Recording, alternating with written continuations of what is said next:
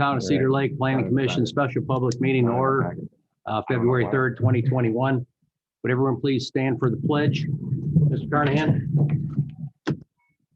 Pledge allegiance to the flag of the United States of America and to the republic for which it stands, one nation, under God, indivisible, with liberty and justice for all. Thanks, Bob. Roll call, please.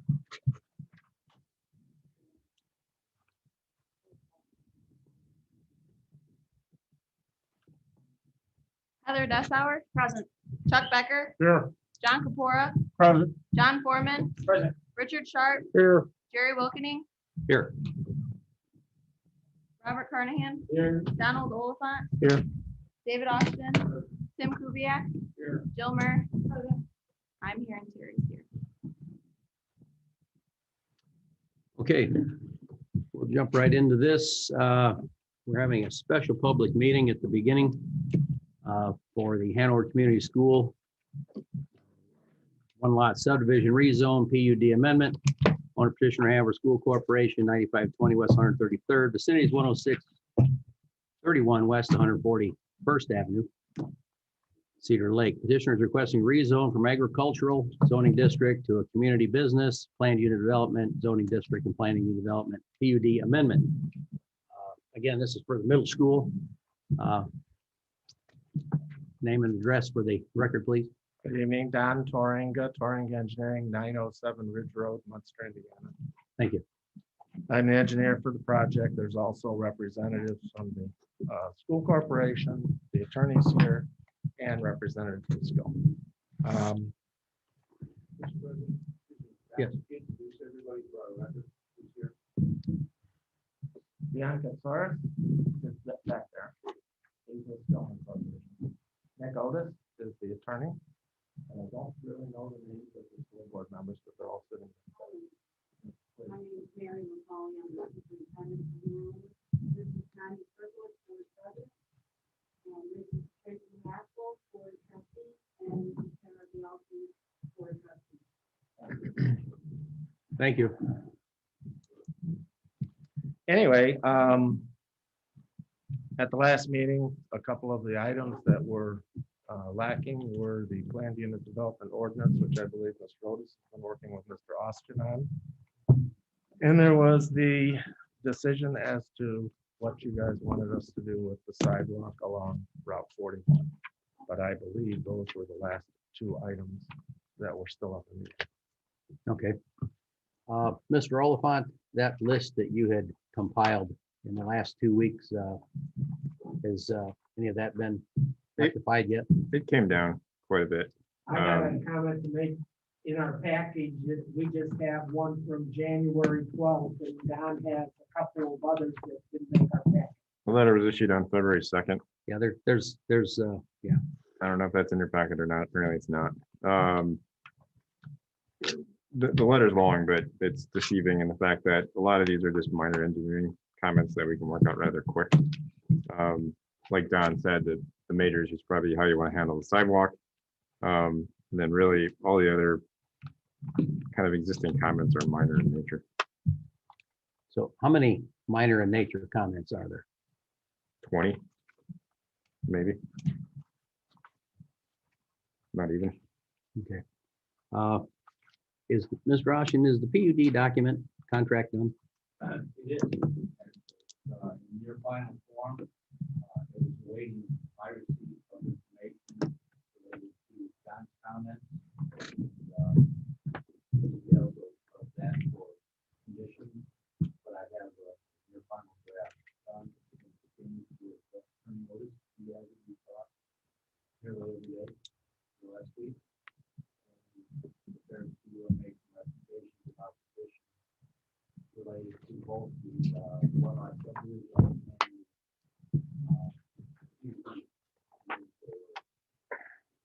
All right.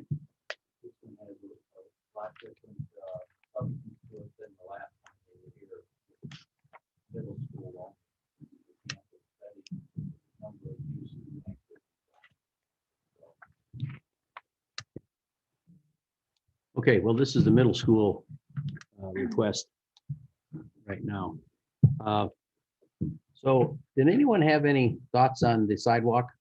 You know, Mr. Kubiak had a thought about some kind of document. Jerry, if I may, Yeah, is sure. there a way we can get the most recent letter since we're a month late on this? You mean Don's letter of Correct. official? Okay, right. Thank you so much. So that, That's what he's giving a copy of. That's what that is. Our packet. That's Oh. that's the athletic field. That's the athletic field, the next application. Oh, that's at the high school. Yeah, that's at the high school. I'm sorry. I didn't get them, so I didn't. You're copied on. Wow. Okay. he's, you know, 24 hours a day, this guy. All right, back to the sidewalk. Did anybody have any, did you have any thoughts on how the school may want to handle that? I think at the last meeting, the discussion that Mr. Kubiak brought up was what we would prefer. Well, actually, what we would prefer would be a waiver of the entire thing, but if that doesn't happen, then it would be an agreement that would be put together similar to what was done for Strack and Van Til. And that is if and when that needs to go in, it will go in at the cost of the school corporation. Mr. Kubiak, you're happy with the way that's worked so far? I'm gonna defer to Mr. Austin. He's the one who made up the agreement with the Strax. We haven't come to that day for it to be implemented, but I know there is an agreement. That was a legal instrument that he prepared, so. Well, as we do on occasion, as we do on occasion, we don't have a deadline. So we know how that's turned out I mean, on I guess occasion. the bad thing of the money in lieu of is that at the time when they do get put in, the cost could escalate, the cost could go down. I mean, the arrangement with the sidewalk, what we were talking about for, collecting a fee instead of installing the sidewalks and putting them in at a later date for the town to put them in. But if they get put in now and not necessarily used and or have a place to go to, the wear and tear from now to that next point when we need to put them in, we're gonna have some maintenance to them anyhow, so it's kind of a wash. Theoretically. Right, again, I mean, without 41 being improved to the point of sidewalk and curb and Right. all that in that area, you hate to put stuff in and it be in the wrong spot.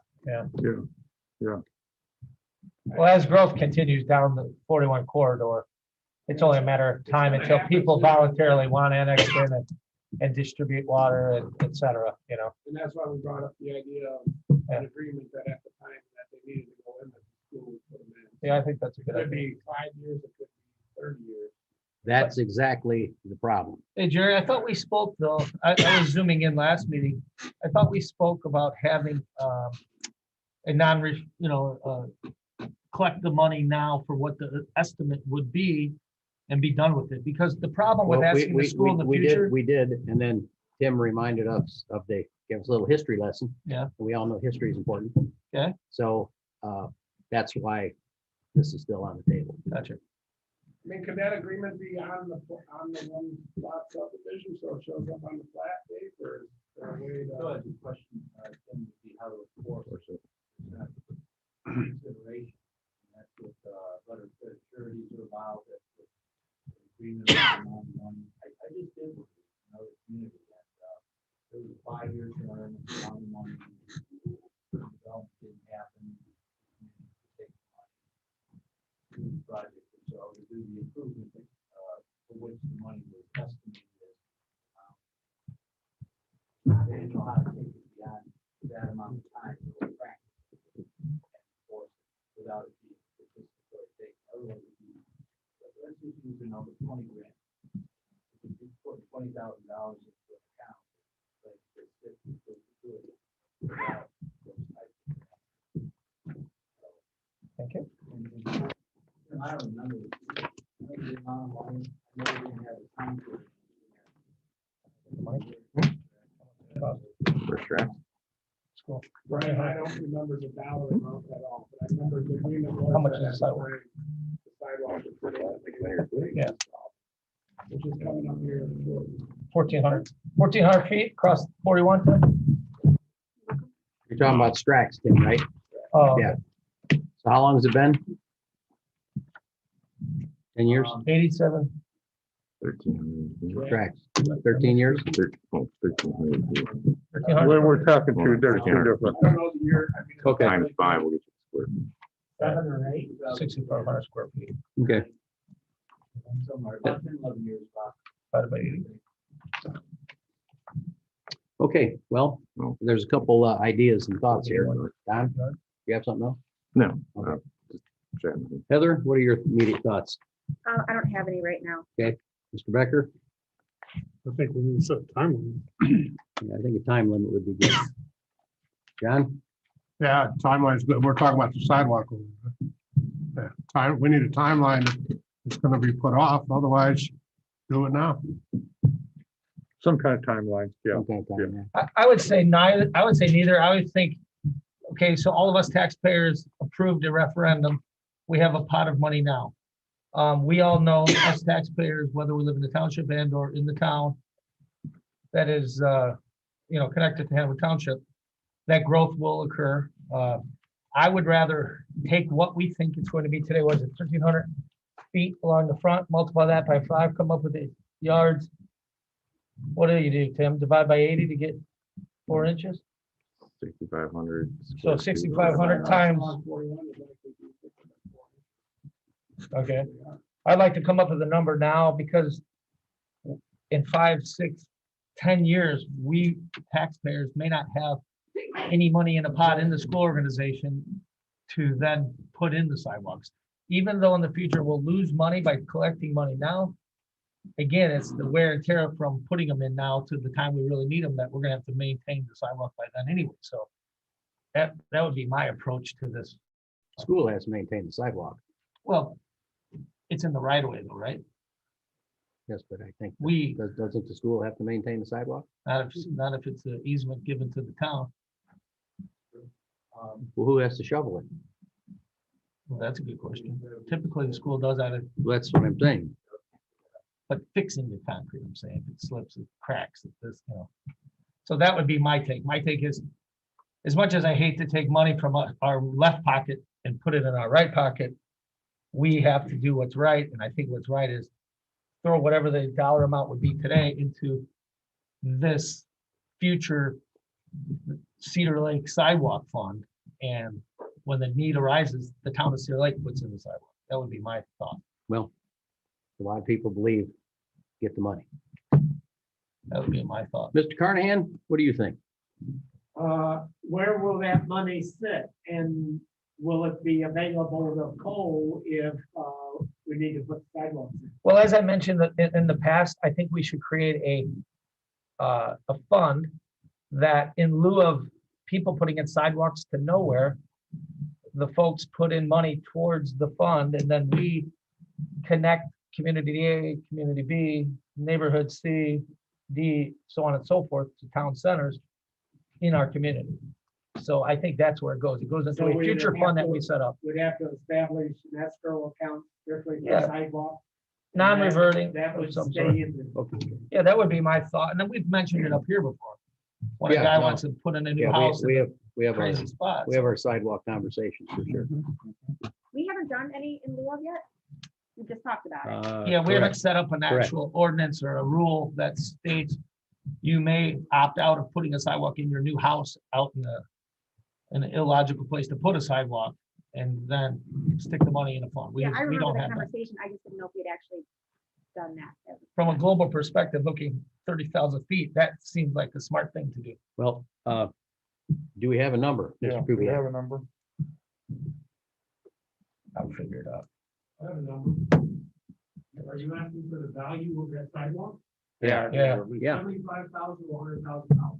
Without knowing the expectation, if it's 4 inches thick or 6 inches thick, I'm providing you a rate. Okay. What do you get, Don? I mean, I think it's How fine. long is it? 1,300 feet. used to say 5 feet, you're talking about 6,500 square feet, 722 square yards. Rough, That's ballpark. 1,300. I got 80 cubic yards of concrete. Well, it's a square, maybe square yards, depends which way you do it. Different It's unit a cost. concrete. I have a number, I'm curious if you came up with. What do you get done? You want to hear his first?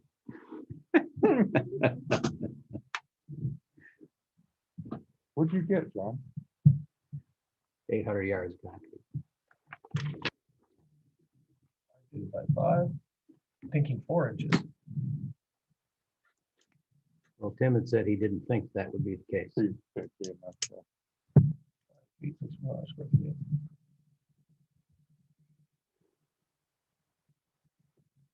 Mr. President, we did have a concern from one of the folks that are zooming that they can't hear everybody speaking. Can everybody make sure that your microphones are turned on?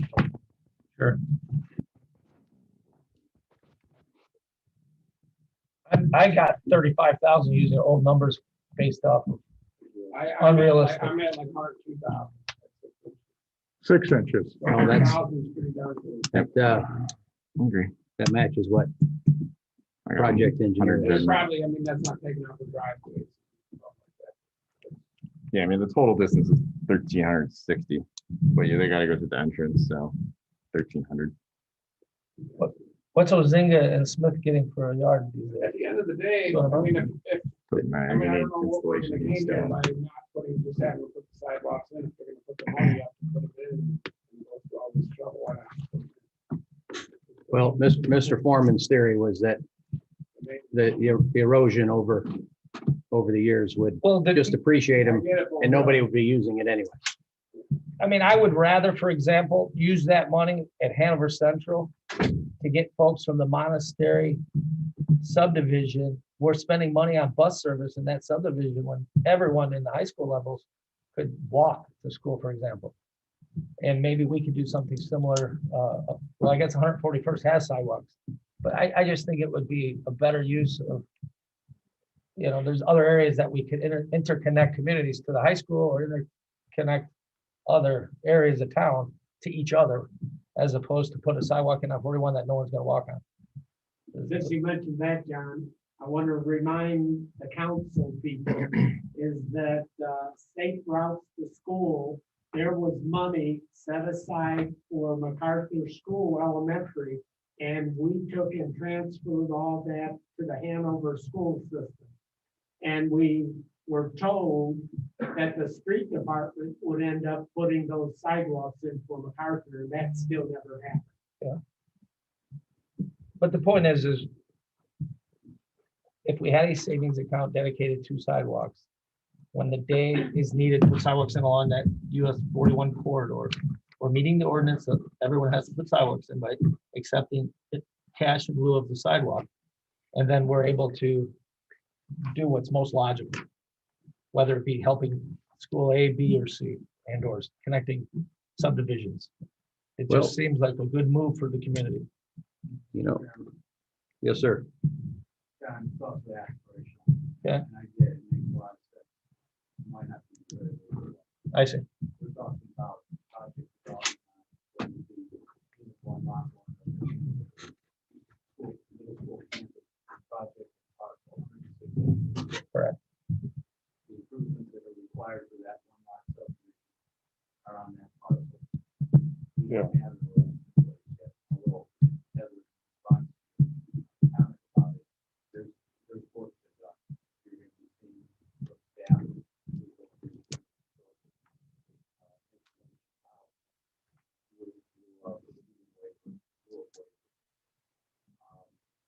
But we need to be awfully careful about where we're directing their money for something else. Correct.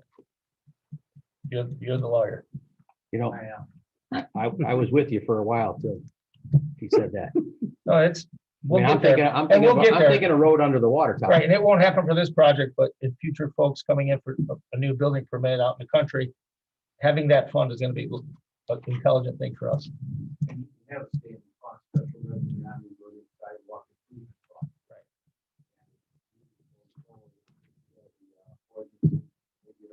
in place. Fair enough. Well, Mr. Right, President, so we have two things in front of us. Put it in now Put it in now, or, put it in now because we did a referendum and we won't have the money in the future per se. uh, That would be my comment. okay, My Mr. opinion. Everly? my comment was gonna be following up on what John said, and I was gonna say the same thing David did. We can't take money from these folks that's supposed to be earmarked for that sidewalk and use it somewhere else. Yeah. However, you have the ability, if you want to consider this, to grant the waiver they're requesting under the condition that they put the sidewalk in that you just mentioned, from the high school over to Parish or to Monastery Woods South. That could be, that's a way to accomplish that. But then you're granting the waiver for the sidewalk on 41. You need to understand that that's the trade-off if you want to make that, because I gotta believe that we're talking about a shorter section of sidewalk. If you do that, Mhm. then what they'd have to put along 41, so it's a benefit to the school corporation. And it's a Yeah. benefit to us right now, as opposed to a benefit that may be out there, who knows how many. Good idea. Can it be a road, John? Does it have to be a sidewalk? Well, if I, in hindsight, with the Gates of St. John and the north end of Hanover Township growing, having an entrance there by the water tower might be a logical thing for the future for us to consider. It alleviates maybe a right in and a, right out or something, but it would then in the future alleviate a lot of backing up of traffic at the light, both directions. And it's an easier way to alleviate the drop-off problem we have in the mornings at high school. So I have thought of that as well. And we, the town, and we, the school, own all the land if we ever wanted to pursue that. But I think that's a great suggestion, Rick. I would get behind your idea.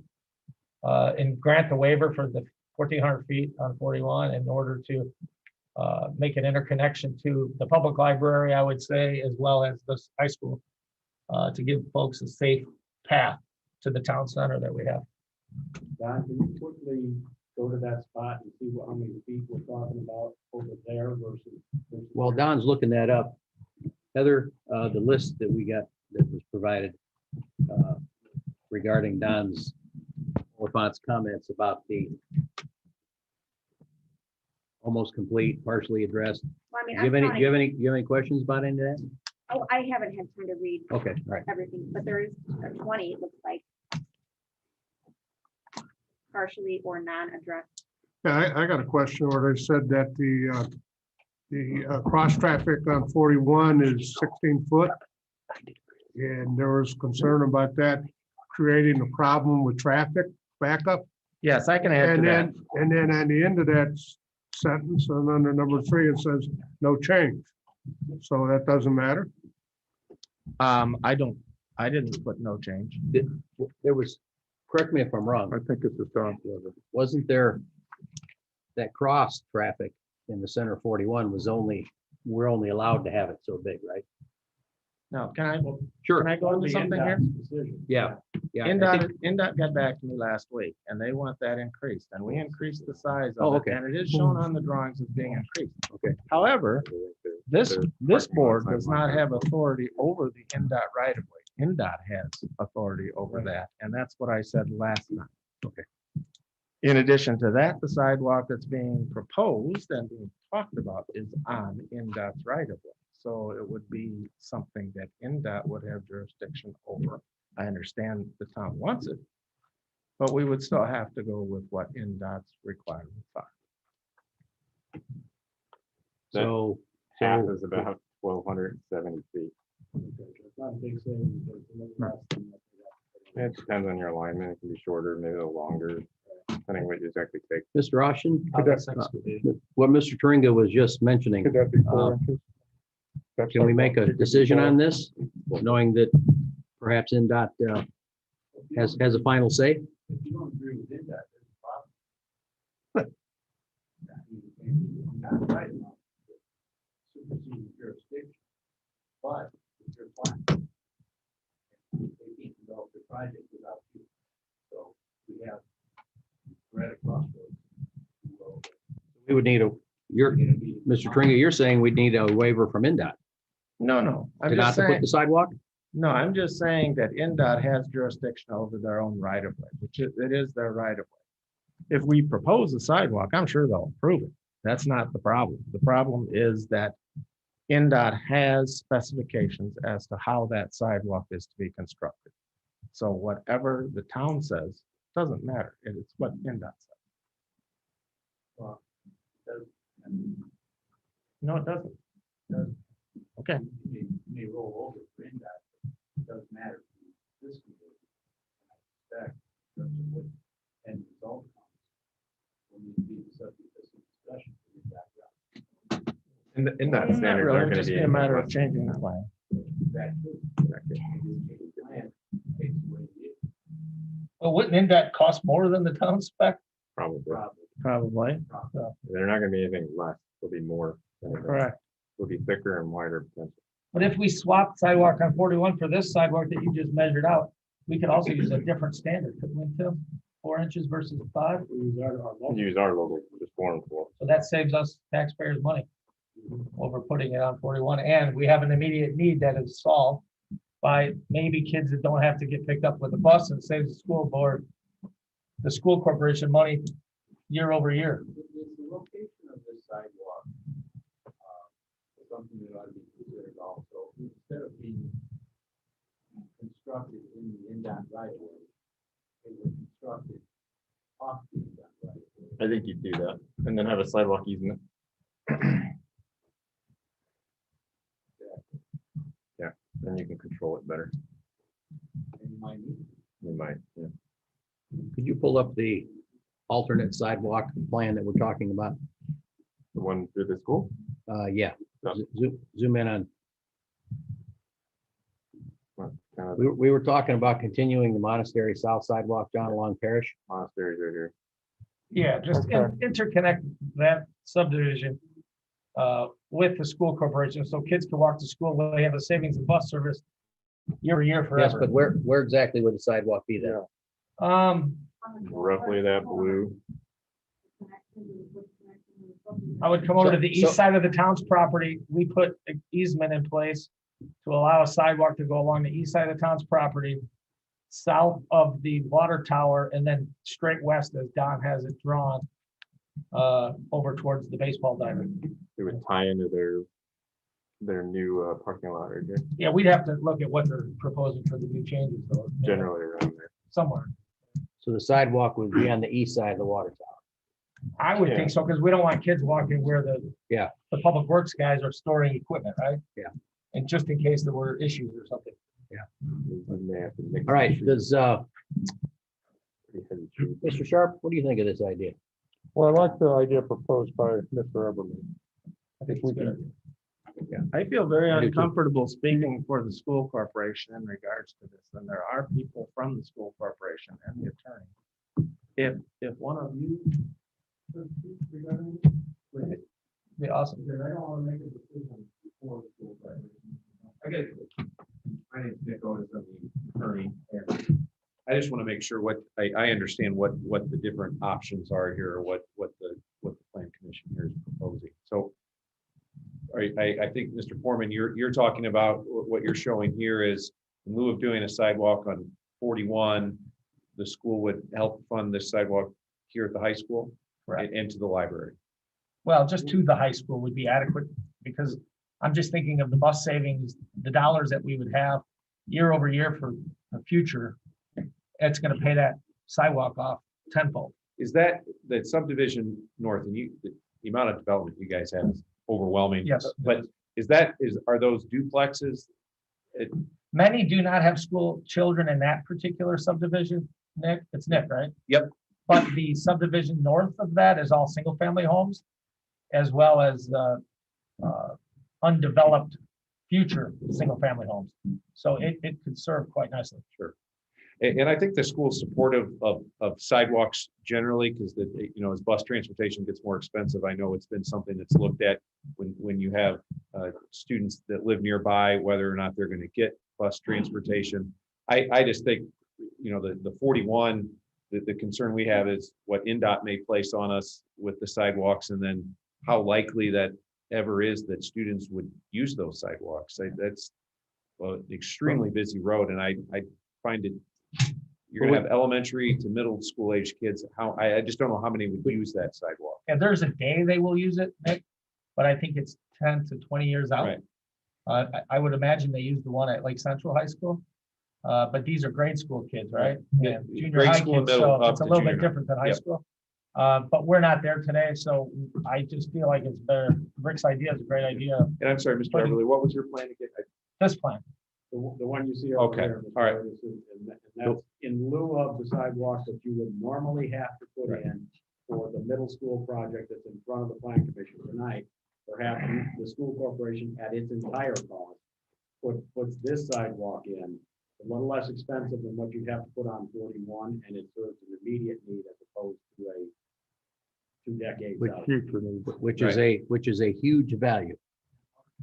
And who would plow the snow? Because we got a lot of sidewalk in town right now that haven't even been touched. To the Retired. extent it's on our, re- the school's property, I believe they would maintain Yeah, that. but all wouldn't be on the Right. school It's property. on town's property and school, it's a combination of town and school Right. property that goes on. I don't know that I'd want to encourage the school, my client, to be plowing somebody else's Right. property, Right. most likely, correct? There's a pretty clear delineation there as to whose property is. I think, and again, we have 3 board members here tonight. The board would have to vote on something course. like this, but this seems more practical than the 41 solution, and I agree with Mr. Austin about doing an agreement in perpetuity. I don't know how that works. So, but it would have to be approved, but I don't want to delay anything Oh, yeah. I want to try I to agree. keep this moving. We have our architect and Skillman are ready to roll here, so. but we don't need to have the final plan tonight. We Well, don't need to design it, but in principle, we need to agree. And What do we need? We know. Dave? but it could say contingent on a sidewalk being placed on the Hanover School property. That's your call. If you want to leave it that way. can you make a motion to include it on the next application? If you're gonna go this direction, it's essentially tied into that project then. I mean, the high school project versus the middle school project, because they're constructing a new parking lot just south of the baseball field. So if we made a waiver on this project contingent on the high school project adding a sidewalk interconnecting, we should be clean. Okay. And when would the board be able to vote on that? Next, the school board would be next Correct. Tuesday night. It would be contingent on them approving it. I just didn't know if that was gonna be Yeah. next month or. No, 6 we have months from now. 2 meetings a month. So that can be on that agenda. Hey, and again, it's tough seeing this. Is that either the town's property or the school's property? We have nobody else's property to have to worry about there. Don, click on the town's property. So that's the green spot there. Got it. Okay. So there's only 2 people involved. Maybe some truth. Really tight to there. Really tight to there. I know you don't want to be speaking for the school board, but I have to ask, wanna go up does there? anybody from the school board think this is a bad idea? We have 2 brand new board members that Sure. just got sworn in. I'm in quite County Airport I'm quite certain they know what's going on. Yeah, but let me add, so they understand, this would typically, the plan commission expects that sidewalks would be put in as a part of the development. Is that correct? So in lieu of doing this sidewalk to nowhere effectively, we're doing a sidewalk that's more beneficial to the town and the school currently. Just so you guys understand. Does that make sense to you? Yeah, but if you get the start and end point of that sidewalk, Sure. It's about 100 feet less, Tracy, Let's not, Mayor, it depends on. or the Mary exact- rather. Depends on the exact alignment. This one's a different alignment, well, 1239, close. So it depends on the alignment, Well, okay, the sidewalk along 41, we know was what, 1,300 feet? roughly. Okay, so that's This the one number. looks like it's That's 12 to that's 13. that's the number or less. Yeah, and we'll be pretty close to it, it looks like. But this can be 4 inches and not. And not as thick, correct? Instead Not of as 6 thick, inches, yeah. they can do 4. Yeah, 4 is town code, 4 and 4 of stone. So cheaper. Well, cheaper, How wide is the sidewalk? 5 foot. All right, question, how, Yes, sir. how far away from the school do the children have to be bused? I mean, but what, Isn't it a mile? I'm not sure. What our Well, right now, all of our students, get bus service, but it's typical to ask for anything a mile and under. So that, again, that would have to be. anything a mile or under walks? Well, not right now, I'm not talking right now. Later, it would be- Is that what the school rule is? No, we don't have a policy on that, In the future. but that's a standard policy. Well, I'm just saying, if we put the sidewalk in and then it's 2 miles from the school, you got to bus them anyway. Correct, but it's not 2 miles. I don't know that, It's pretty close. Well, pretty close. 1,300 feet is a quarter Not mile. pretty close to 2 miles, pretty close to the school. It's a quarter mile to there. I'll bet you it's The 2 sidewalk miles. would be a quarter of a mile, right? Is that- 1,300 feet. about a And, quarter and the mile. beauty is, the folks that are retired, that don't have kids, that still pay property taxes, that go to the school, now have a nice, safe It's not path only for the school, instead of it's for walking down everybody. Parish Avenue. It's for everybody. Right, and so it just enhances our community by having this connection. But saves us taxpayers and school corporation money. It's like automation, year over year, you're getting a payback, and pretty soon you're making money. I mean, the future north end of Monastery Woods North, when it actually develops all the way to the corporate limit, as the crow flies, is about 4,800 feet, so just under a mile, So that's still under. to give you an idea. That's as the crow flies. So, And Yeah, that's the but north end. that's not how it'll be measured. no, No, so you're probably over a mile. Close, but I mean, It is over 125th to 133rd. well, I'm taking it from the center of the high school. to the north side of, Okay, I'm of, taking it to the center of the high school. the north subdivision. It's the ultimate limits of Monastery North, which is 125th. That's a town limit still. okay. We know what the 8 motion, city blocks is a mile. if one's made, Needs to. 133rd, about a mile. needs to include.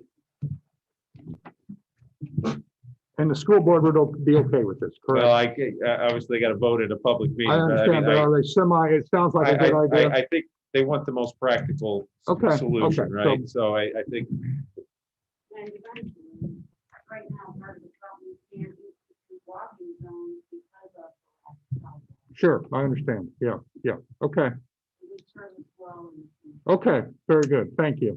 Thanks, Mike. Can we actually vote on this since there's so many variables right now?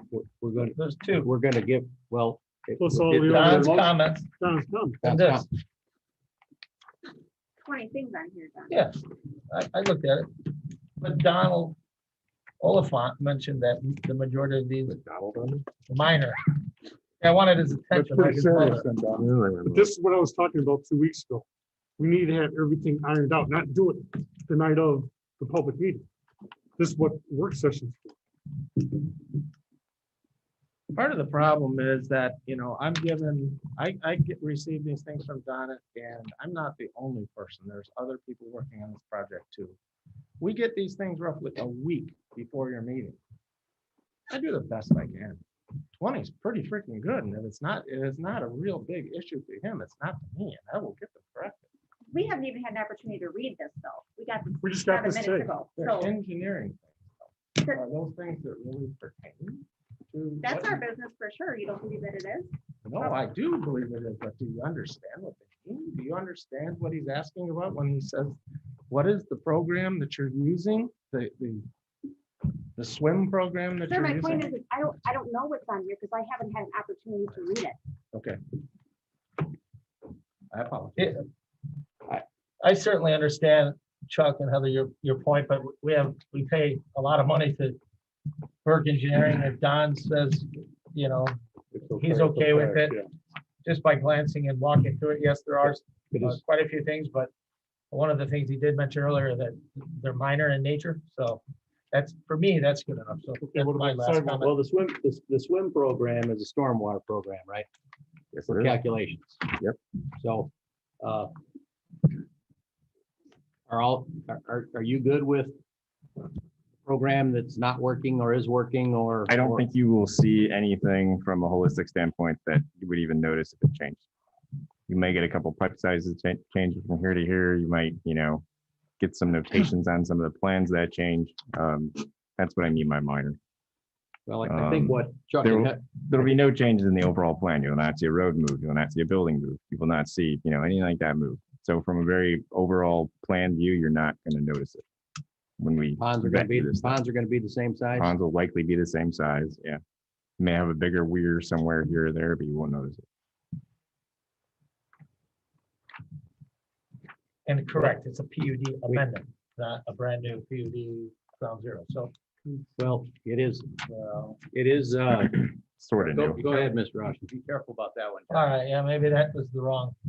They're tripling the- Terminology. They're tripling the use of the property, adding 21 acres to 85. But if you read the title, Hanover Community Middle School, one lot subdivision, comma, rezone, comma, PUD amendment. That's what it says. That's what it is. That's It's exactly a sophisticated amendment, but it's a PUD amendment. incredibly sophisticated. You'll never see one here again like it. Agree. Which to Chuck and Heather's point, we need to make sure it's correct. I would This is agree. the time that we need to get everything finalized and get it done right. Are there any changes on this drawing you gave us? That's not the drawing. That's a high That's school. the high school. That's a high school. And yes, there I wonder why it looked funny.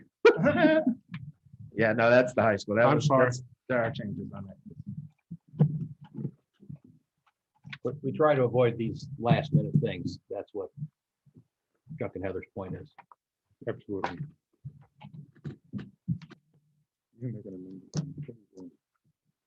Okay, Mr. President, Yes, where sir. are we at in the process here? What item? business, item number 1. Okay. Are we at Special commission public meeting. recommendation to the town I, council yet? You're running the meeting. I'm kind of wondering, Mr. Carnahan, you have any questions? No. So there has to be a waiver of sidewalk on 41. Yeah, Mr. And President, then I'd it like, has to be, and then has to be included Yeah. in the Hanover project. so Mr. Now, if for some reason the Hanover project doesn't happen, what happens? If the Hanover project Let's doesn't say the high happen, school, let's say the high school project doesn't happen for 5 years for some reason, okay, then what happens to that sidewalk? It's not on 41. the contingency could be a sidewalk gets put on the Hanover property Within a year. within a 2-year period of time. Thank you. That's all I I want. wouldn't even say a year, that might be too soon. Yeah, I'm good with that. Anything else, Mr. Rossi? I would like to read some recommended conditions that should be considered in the certification to the town council on the PUD zoning ordinance into this record. Please do. This would be same type certification that you send to the town council on all zone changes. Somebody's coming in here for a zone change, that's what happens at the end of the public hearing and then your action. So this is what I proposed. I've shared it with council also. He has this, so no surprises. Pursuant to the requirements of applicable law, the Plan Commission of the Town of Cedar Lake, by its duly designated representatives, hereby certifies to the Town Council the application of owner and developer, Hanover Community School Corporation, for the rezone being sought from zoning ordinance 496 from the current zoning of said property, agriculture and B2 business planned unit development zoning district classification to planned unit development PUD zoning district classification. Properties in the vicinity of 10631 West 141st Avenue, and its legal description is called out. The legal description called out is both the newly annexed 21.85 acres and the existing 85 acres that was previously annexed and has been developed into the middle school. So it's a David. combined legal description. If they have multiple addresses, do they all need to be referenced? The addresses don't really matter. The Okay. legal description is referenced, and I use both because this is what we talked about earlier, a combined parcel, so that it will be a single one lot subdivision. under a single planned unit development agreement and contract. The following terms and conditions shall be met. One, A, all terms and conditions of the adopted town council annexation ordinance 1359 dated October 6, 2020. That'll be attached as an exhibit. B, all terms and conditions of approved town council resolution 1265 approving the fiscal plan for the parcel being annexed with the resolution and approved fiscal plan attached. C, the approved Hanover Community School Corporation Middle School Campus Planned Unit Development Project contract, which will have a date when we get the date, everybody's agreed. We don't have that yet. Presented by the owner petitioner and approved by the Town Plan Commission and Town Council. The approved contract is to be incorporated. D, all other terms and conditions of the one lot subdivision plat approval by the Town Plan Commission with a copy of the primary subdivision one lot amended plat with copy of approved minutes of the public meetings of the Plan Commission of which terms and conditions for each of the zone map amendatory ordinance and amended one lot subdivision plat approval were made and issued. That'll be attached.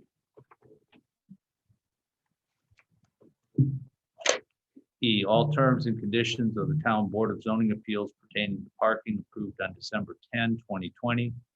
F, compliance by the owner petitioner with all the rules, regulations, and requirements for project development in the town, as well as all town ordinances. G, the planned unit development zoning district classification zone map amendment is expressly contingent upon payment by the petitioner owner of all fees, costs, and charges incurred by the town related to the application, including engineering, legal, and all related. There'll probably be one or two more items pertaining to this waiver of the subdivision, but those were the recommended based upon all the approvals and the actions to this point, recommended conditions. You might ask why so much detail. It's because it's a large project. It's an $80 million expenditure in two places in the school community, and so everybody has a clear map. It's all in the documents. It's all been done here. It's all transparent. So want to make sure there's no misunderstandings. Nick and I have talked. He hasn't raised any wild objections to me. If he does, I'd be shocked anyway, but just because of the ongoing circumstance and preparation. Okay, So did you read those into record in order to have that as a part of a motion? I suggest it. That's up to you. Okay. You make any motion you deem appropriate. Well, Mr. Chairman, I'd like to make a motion if and when I'm able. 1 second. So Don Oliphant's minor, not addressed items. It's not space, it's not buildings, it's pipe size. Everybody's good with those being minor? Well, they can say yes or no when the vote is cast. Yep, I got you. Mr. Foreman? I'd like to make a motion, Mr. Chairman. Please do. I'd like to make a motion to approve the Hanover Community Middle School one lot subdivision rezone PUD amendment. Favorable recommendation. I'm sorry, Don. Favorable recommendation. In the form of a favorable recommendation to the town council. I would like to have it, comments read by Attorney Austin with the recommended conditions, as well as contingent on the engineering comments reflected earlier in the meeting by Donald Oliphant. And as well, I'd like to grant them a waiver for the sidewalk on US 41 contingent on the high school connecting Monastery Wood South to the existing high school sidewalks within a 2-year period of time from today's date, 2/3/21. Okay, does everyone understand Mr. Foreman's motion? Everybody understand the motion? Okay. Do we have a second on that motion? I'll second. We have a second by Mr. Sharp. Roll call, please. Heather Dessauer? Yes. Chuck Becker? Yes. John Foreman? Yes. Robert Carnahan? Yes. Richard Sharp? Yes. John Kapora? Yes. Jerry Wilkening? Yes, motion carries. Mr. President, Yes, sir. just again, in avoidance of confusion and in support of clarity, was Don's letter incorporated, John, into your motion into that last contingency? It was contingent on Don Oliphant's Engineering February director. 2nd comment. I'll add that. Okay. As, I'm okay adding that. Specifically, Yes, I am. that's I'm that's good. what I want to make as sure. of the 2/2 letter. 2/2/21. Everybody understands? Yes. Everybody's good? Okay. All right. Get to the next slide here. Now, that was for the PUD. Yes. That's my understanding, yes. Yes. PUD, right there. Rezone Need to PUD amendment. consider Yep. The, The petitioner, the same petitioner, is also requesting a preliminary plat for a one-lot subdivision. Mr. Oliphant, any concerns about any of that? No, we're still working out addresses, was really the most minor thing for the plat itself. What's the most major thing? But it's, that is the only really thing, that and an easement issue on the plat, that's it. Addresses down, is that what you said? Yeah, addresses. And the easement where? It's actually just language regarding the actual drainage and detention easements. Okay. But All right. again, Mr. Cochran, ministerial. any concerns on this one lot, for this one-lot subdivision? all contingencies, Preliminary plat? all contingencies I recommended on the ordinance should Will be be the same. applied to the plat also. Okay, Everything's dependent on everything. all right. Anybody have any questions? No. Okay. Anyone would like to make a motion on the petitioner's request for a preliminary plat for one-lot subdivision? I too would like to make a motion, Mr. Chairman, favorable recommendation to send to the town council. No, this is yours. No Oh, this recommendation. is strictly planning commission. I Yeah. apologize. I will start that over. I'd like to make a motion, favorable recommendation for petitioner requesting the preliminary plat for a one-lot subdivision contingent on approved, contingent upon the engineering comments from the 2/2/21 Christopher Burke engineering letter, the granting of a waiver on the sidewalk on US 41 contingent that they connect the high school to the Monastery Wood South subdivision within 2 years of today, and as well as the Attorney Austin's comments read into the record with the recommended conditions as he read earlier. A motion by Mr. Foreman. Do we have a second? I'll second. Second by Mr. Sharp. Mr. Kubiak, you have a I just have comment? one comment. I'd just like to clarify that route through the town property. We need To be review determined. That with the distance from the water tower and the building. I mean, The safe All the path. necessary, yeah. whoever Perhaps, needs to be in on that. and I agree with you, perhaps that sidewalk will be a majority east and west as opposed to north and south. Yes, Okay. I would agree with that. So I would be happy to add that to my, I don't know who wants it. I mean, we need to figure out the distance from the water tower, the building. Right. Keep kids kind of out of that area as much as possible. So I just want to make sure that there's some type of language to say that, the town area to be utilized is to be determined. absolutely, the connecting of the Monastery Wood South within the 2-year period of time. Path to be determined as the safest for the kids. Thank you. I'm good with that, Joe. All right. Mr. Foreman had an amendment and Mr. Sharp seconded. Roll call, please. Heather Dessauer. Yes. Chuck Becker. Yes. John Foreman. Yes, Robert Carnahan. Yes. Richard Sharp. Yes. John Capora. Yes, Gary Wilson. Yes, motion carries. All right. board members, I hope it's met favorably next week. So I think it'll be good for all of us to save money in the long term. So thank you.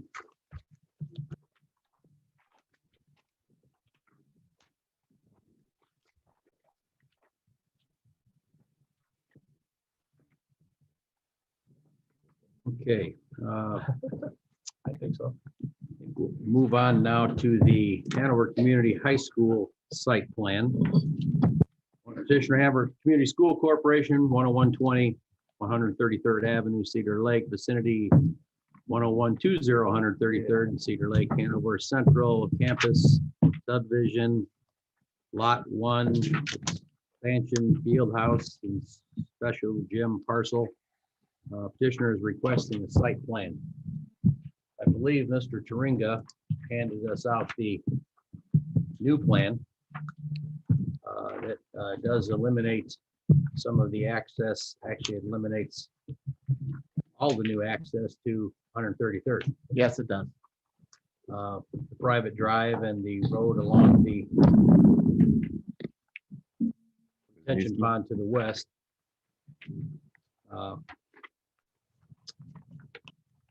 Okay, This is exactly what you said. This is the high school property, the West Athletic Fields. It's also a parking lot to access to the baseball field.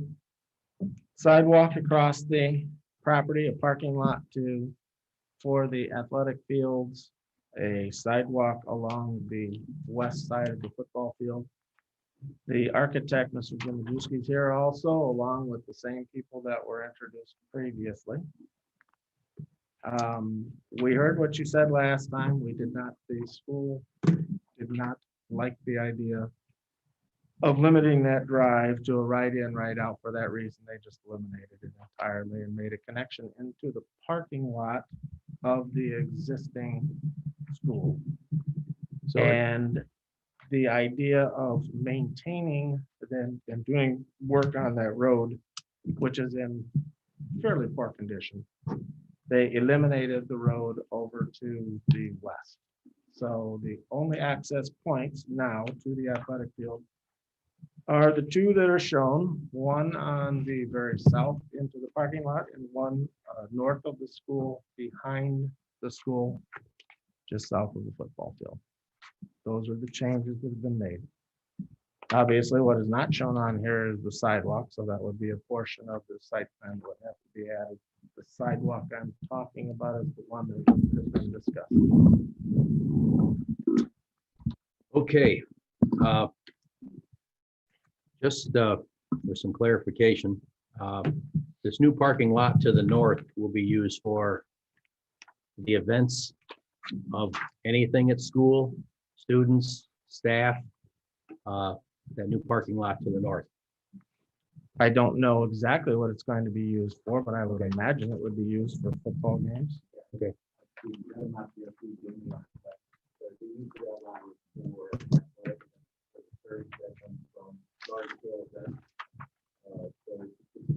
Primarily for that, but most of the time it was cascaded off.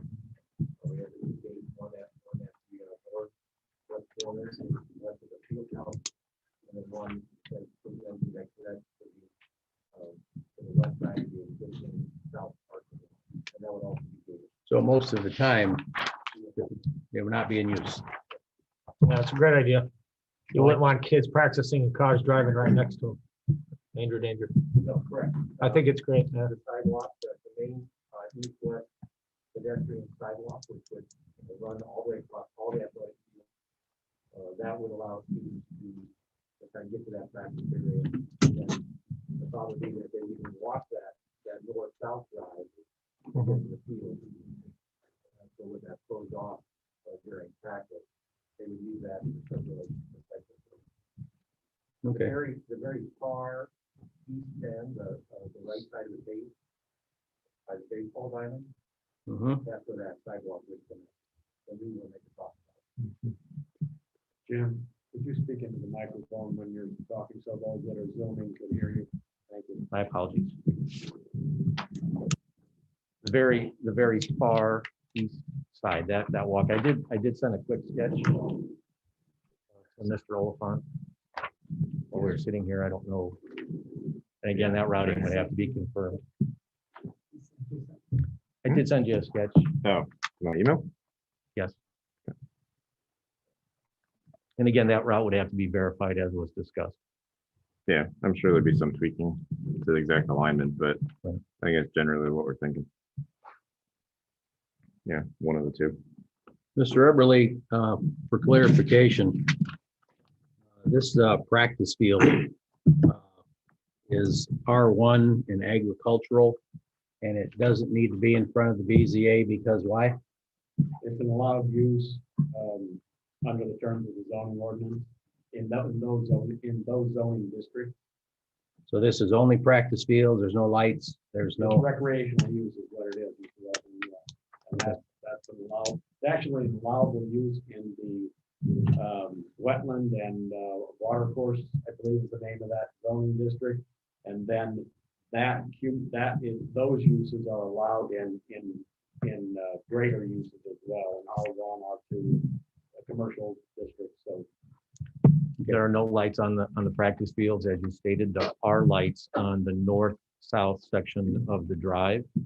So then when it's used for athletic events, Friday night football, for instance, that drive would be illuminated. so the only access to the practice fields would be on foot. Correct. Okay. Okay. All right. Does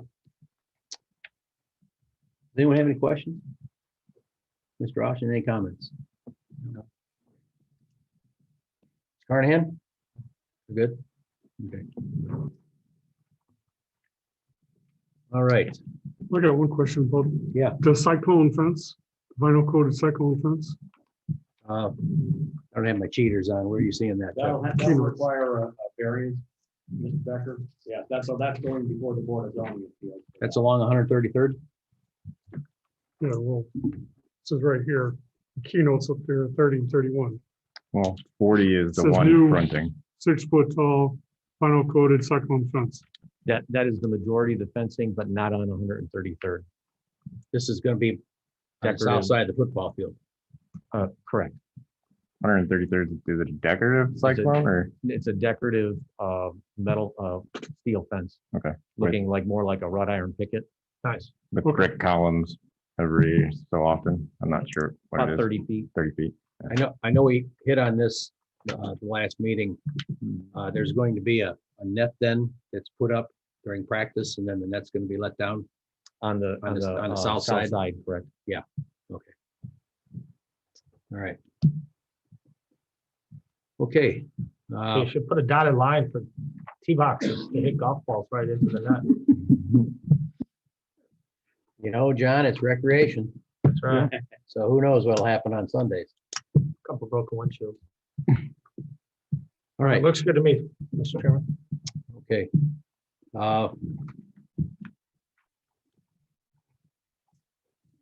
Anybody have anything? Which, I was hoping we could use those roads for taking care of the traffic problem, but which project here does the sidewalk? Yeah, this high school, to the east end of the high school. Not the letter. Over here. It goes on this project Yes, because they had the motion, yeah. the other one. Yep. Okay. Yep. The motion should include that. All right, I guess, Don, you have any issues with any of this?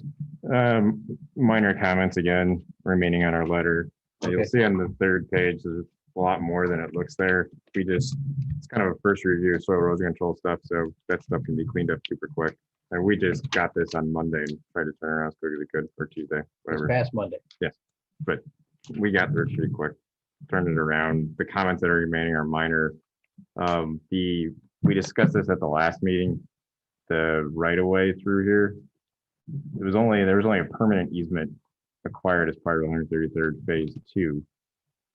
So that will have to be dedicated, but we can work through that process on the side, likely through a deed or something.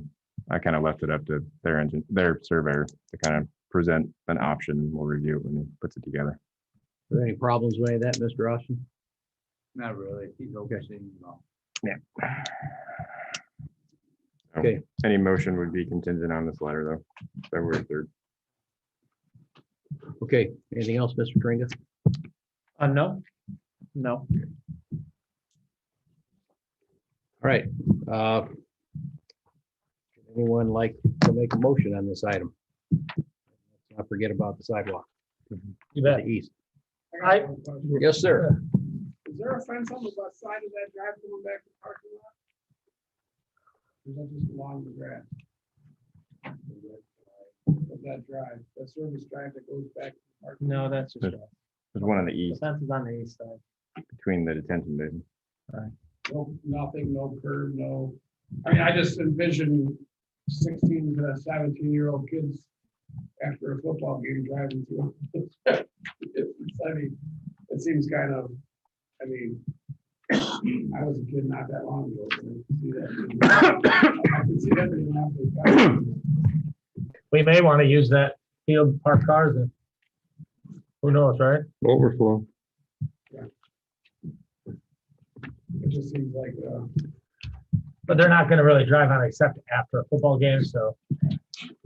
Yeah, Well, there is a swale Yeah. there. So if they go off of the road, they're going to go down into a swale. Over They're probably town. going to get stuck. in between that road and the practice football. Correct. That is correct.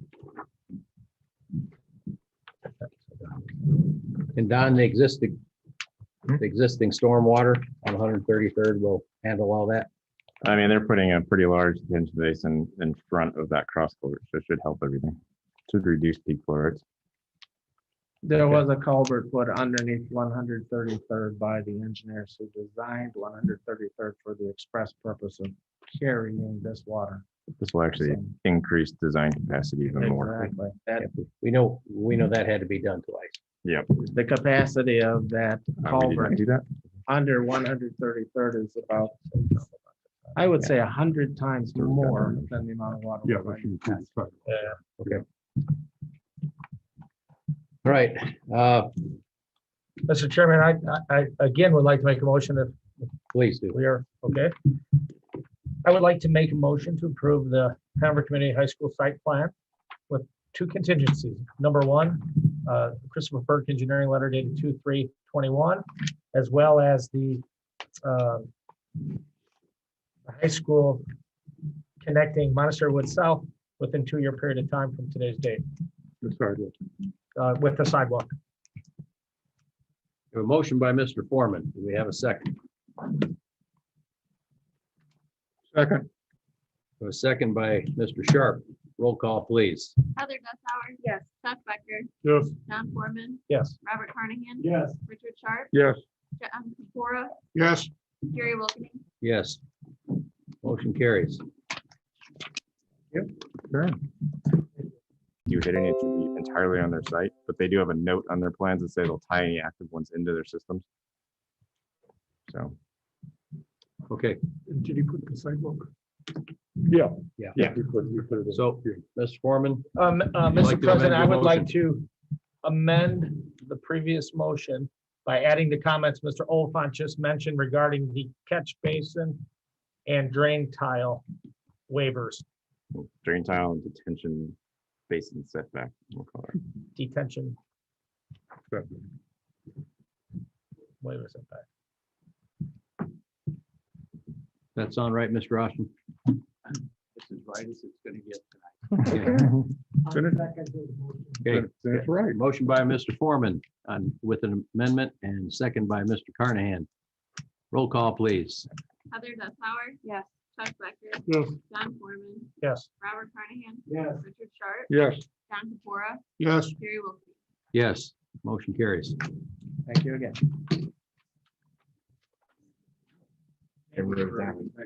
Quick clarification for the board, for the school board, they just need to approve, have a motion then, just addressing the sidewalk at the high school, correct? If that's what their Well, law that's, states, it, right, well, yeah, they have to approve that. we so- made some approvals contingent on that, Right. so. You need public meeting action. Yeah, right, that's, yeah, that, I just want to make sure that was all that you need on. other- yeah. And I didn't see what Mr. Machewski drew. It was essentially our two kind of alternatives. One was going across the top. I really think Here. staying along North End would be Oh, yeah. a better way to go. The Yeah, other one was the Oh, first okay. one. because you're staying away from all the public works, For all the safety, yeah. all the public work stuff. The other one is the other way. Yeah. They're all very similar in length. So, Should be. Okay, I believe that concludes the special public meeting. Isn't there one more item? Is there one more item? not the special. No, public. it's a work session. Adjourn that There is, but it's a work session, work session. I believe, or it's under work session. It is. It's a work session item. Yeah.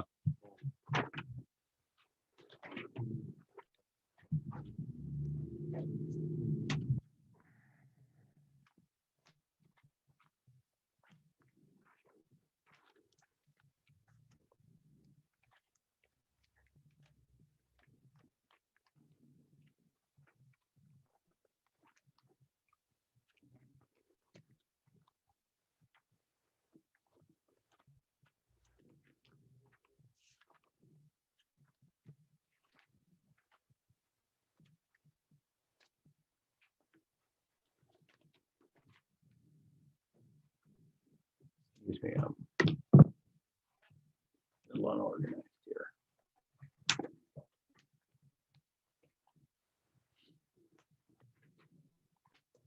We need that. Yeah, need that paper. The public meeting is adjourned, right? Here, if we turn that. That's what I thought, yeah. Okay, we're gonna adjourn the public meeting and begin the work session. New business, Hanover Community School. High school site plan, owner petitioner Hanover Central School Corporation, 10120 133rd Avenue, vicinity of the same Hanover Central School campus subdivision, lot 1, expansion of the field house, special gym parcel. Petitioner is requesting a site plan additions to the high school.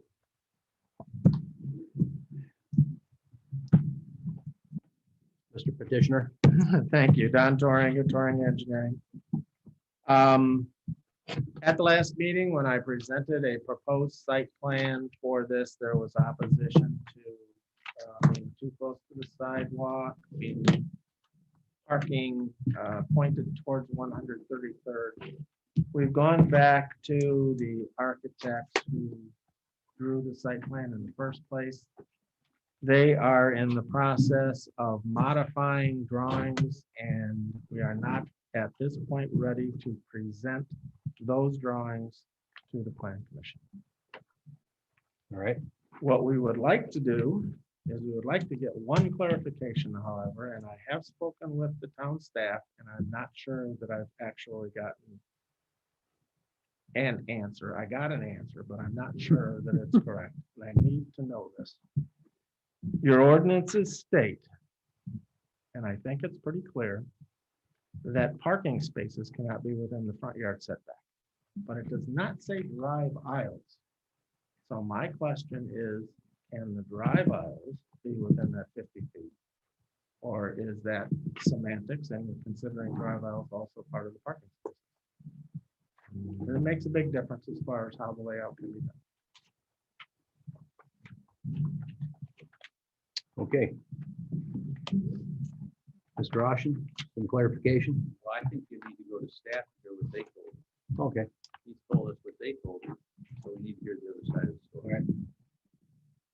Does anybody from the staff have any comments on what Mr. Turinga here. Another you just mentioned? This is already.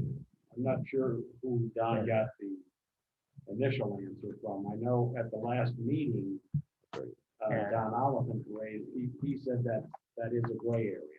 I don't know the answer sitting here right now. I can get Don, written down to Ringo the answer, excuse me, the answer tomorrow morning, but I don't know the answer sitting here. I don't know if anybody else does or not. Well, if you look at the plan that's up on the board right now, we have a drive aisle presently to the south side of that existing parking lot. So it might be logical to take that road, that drive aisle, and just continue it east, and then, yes, put the parking between the drive aisle then and the school, since I think the last meeting folks were at the Plan Commission were concerned with headlights being higher than the road, thus shining into people's cars as they pass. I think that was one of the primary objectives to having cars parked right there against 133rd, if I'm not mistaken. Don, everything in white there is all new parking. Where's that? What No, is- that- yeah, no, this is that's- Is that That's building? existing building. Existing. Yeah. So right now, the current drive aisle is in the 50-foot setback. The parking spaces are just outside of it, maybe one's in it. I think right here. Well, moving the parking lot farther south was to expand the office and create, The entrance there, yes. And to create a concrete patio area in front of the entrance. Here, put your mouse right here. It's actually, Move the flagpole. various other things. in the morning, I happen to know firsthand, we back up quite a bit, probably to about here.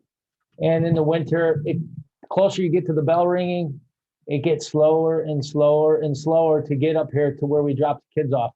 And the reason for that is because all the kids and the students are boogieing and cutting through cars, and especially with ice and stuff, it really slows it down. So doing what you're proposing probably is safer for the kids. And it's going to be less congestion, I guess, from kids walking in the corner, school, admin doors, and things like that. So it's probably better moving the service road out away. So I think it's a pretty good idea. so you're calling the concrete patio the plaza on this print. Correct. So then we have green space in front of the existing building more than there is now. Well, they won't be driving. No, people will be driving. I believe so, yes. Okay. Well, And then part of that in one of these pictures is part of the playground for the early learning arrangement. It's going to be to the east. that's actually to the east and back off of the road. Yeah, but that green area, part of that will be play area for them. Correct. Okay. But it makes it The more. building and part. And this early childhood learning center is all part of this project we're talking about right now. That is correct, yes.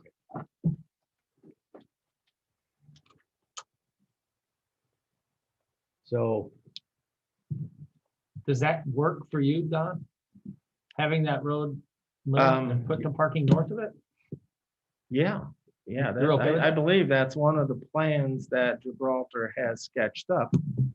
The issue becomes if we can't have any of the drive aisle within that 50 feet, there really isn't even enough room to put any parking in front of the building. And they have to have parking up there. So what we need to know is clarification on that ordinance. And if that is indeed the situation that the drive aisle cannot be within that 50 feet, then we're going to have to put together plans that we would hopefully be able to have the Board of Zoning Appeals allow us to grant us a waiver to put that drive aisle within that area. Yeah. I last week when we had our meetings, I liked the plan that they initially submitted because it's a parking lot. You're not wasting asphalt to make a driveway. In this case, the pass-through is the center of all the parking places. So that's why I kind of liked it. I do know that some people commented that the lights would shine into people's lights, but we could fix that with some small bushes or something, so I thought this was a pretty good use of, it's encroaching on a right of way, I get it. 133rd FAU Road, according to Jill's thing, they're gonna have to get a. Uh, they're gonna have to get a Permission. CPA and get a waiver to put that in the front, Gotcha, in that front. gotcha. There's a 50-foot setback that FAU roadway, so any changes to that can have to be a variance. So the parking spaces that you're proposing are more than what exists there now. Yes. Okay. And you want two-way traffic there. That's what,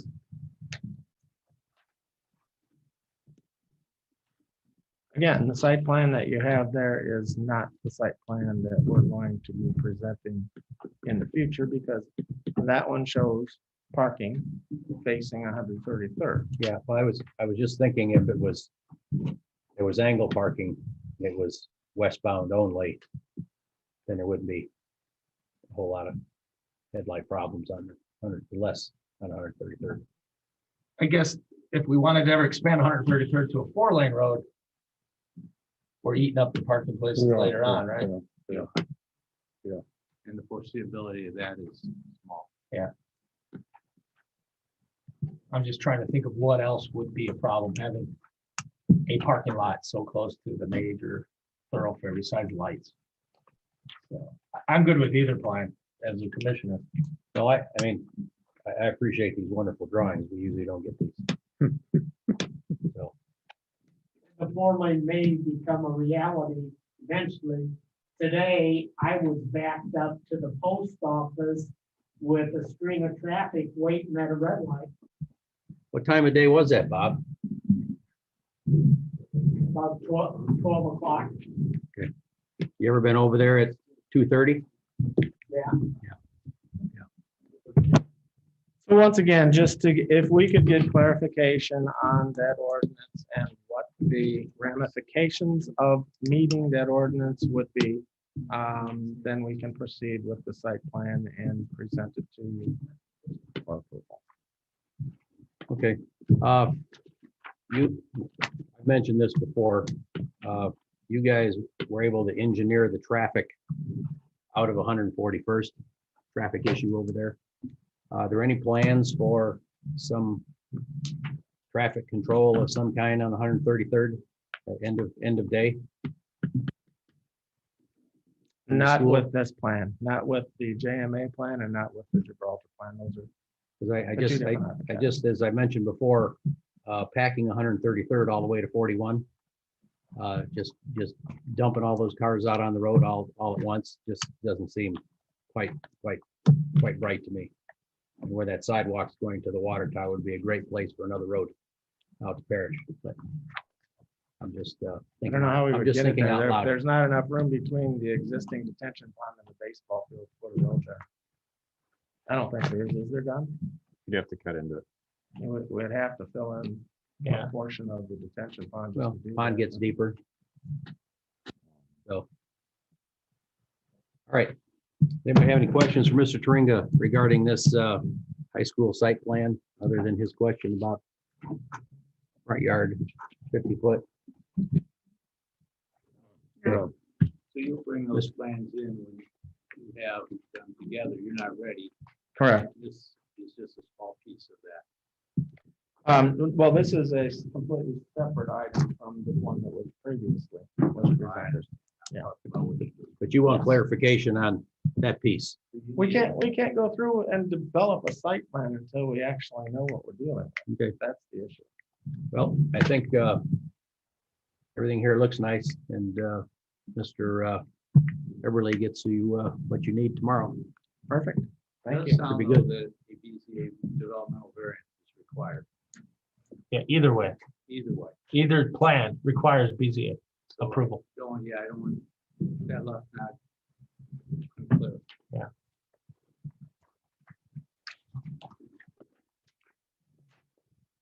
I guess that's the question. It is a question. But why? That's what I'm asking. Why would there be a BZA variance requirement if your ordinance states parking spaces and we're not putting parking spaces in there? I guess we'll see what the. Correct. Yeah, that's exactly right. That's why I'm saying we're not sure that we have to go to BZA, so we don't know. Parking spaces and drive, so there's an interpretation coming. Correct. Okay. Okay, thanks, Mr. Turinga. Okay, item number 2 on the work session is Hen concept plan. Owner's Rob Hen, 13733 Wicker Avenue. Petitioner is Russ Posen, 1155 Troutwine Road, Cedar Lake, Indiana. Vicinity is 13212 Wicker Avenue, Cedar Lake. Legal description of the properties here. Petitioner is requesting a concept plan. So we're all clear. 13212 Wicker Avenue is the old laundromat. Okay. Name and address. for the Yes, record, please. Russ Posen with DVG Team Inc., 1155 Troutline Road, Crown Point, Indiana. I'm here with my clients, Hen and Sons, Rob, John, Dick here. Thanks for hearing us here. Yeah, yes, it's the property is that old Guards laundromat. And hopefully tonight we can get some comments, concerns that you may have after I explain obviously what we're doing, just to make sure as we proceed, we're going down the right path. In your packet, whether, doesn't matter really which drawing you look at, whether it's the preliminary site plan, or even at the very end, I have a kind of GIS map. It's existing 3 parcels. The middle parcel is where the current building resides. We definitely know we're going to come in for a 1-lot subdivision to combine 3 parcels. With that 1-lot subdivision, we will then go in for site plan approval. I'm aware that there are going to be some variances requested, and I'll try to go through a couple of them tonight myself, and then hopefully get some clarity on others. But to kind of give you a heads up of what's going on, it's the facade is going to be completely redone. I think Peter Lake has actually seen the facade, and it's real nice. And the inside will be gutted. And what we're proposing is 3 separate units.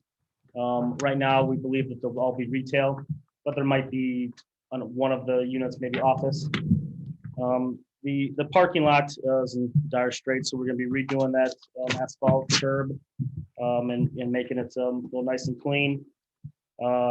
We sized the parking lot, as you can see in the site plan, for what probably the worst case scenario of parking requirement based on retail use only. So we have usable space. We broke it down, and required for this property would be 28 parking spaces. In my calculation, we're showing 32 between the new parking on the south to also some parallel parking on the north, and then just additional parking on the west. This property has existing drives to US 41, and it also has an existing drive to 132nd. We'll be redoing these, obviously, because the asphalt there is in poor condition. The site is currently served by a well for water. I've coordinated with Nice Engineering to verify that the well for this property is acceptable post commercial development, and I did receive clarification from Nice Engineering that we can reuse the well. We don't have to bring water main from I think it's 129th. It's really far away, so that's something good to point out, that we're not going to be doing anything. Thank you. There is existing sanitary that does run north-south along the west part of the building. That will be still utilized for this building. Obviously, there's existing connection there now because of laundromat. We'll do a new connection just for obviously the development. The site is zoned, my understanding is B2. West of these parcels is residential R2, and then north and south are the setbacks that I show for this property. The west is 25 feet, the south is 12, east is 60 because of the US 41, and then kind of that north area is 12. I think that's important to make note of, to make sure that I'm showing it correctly, because obviously that creates variances, as you can see on the site plan. The building is existing, so it's well within the setback, so that'd be a variance. And on the west side, if that 25-foot is a correct building setback line, then we'll be asking a variance, what I would consider a side yard, because that would be a side yard to the 132nd Avenue. And again, maybe some comments, feedbacks, if I'm interpreting that correctly, will be warranted. These sites are in this area, drainage, stormwater drainage is actually pretty poor. Terrible. Terrible. I like to rather hear that from you as well. So we understand that we are going to do and are required to do stormwater detention. I do show some stormwater detention here. The unfortunate part of stormwater in this area to provide new stormwater is that the existing, where am I discharging? Is really the issue. There's not a whole lot of vertical relief in this area. We did get sewer televising done of the storm sewer along 41. It's in good condition, the pipe, but it is a CMP pipe. And we also, in that televising, discovered that the depth is probably just deep enough to where I can get a pipe from there to the west as a discharge pipe from my pond, so I can actually provide some kind of stormwater detention. But I'll be working with Don and the Plan Commission to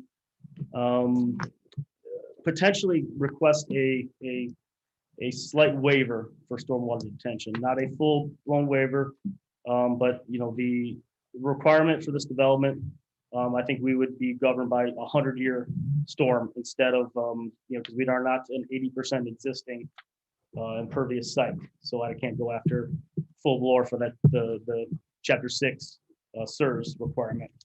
But I would like to request something slightly below the 100-year requirement. And I actually show some calculations, some preliminary calculations. I obviously have to do more design in the final design to see how close I can get to that full-blown requirement. Just to give you some round numbers, just the normal 100-year design, I would require 0.13 acre feet. I'm thinking just under 0.1 acre feet right now is where I could probably get. So somewhere between that mark and slightly higher is where I think is achievable for this development. And the reason why it's I can't again provide the whole detention. Again, is the existing conditions, the vertical relief is not there, and I have an existing building that, yes, the finished floor we're going to try to raise a little bit, but now that we are improving it, we want to have the parking lot have decent slope and correct drainage from it to a detention basin.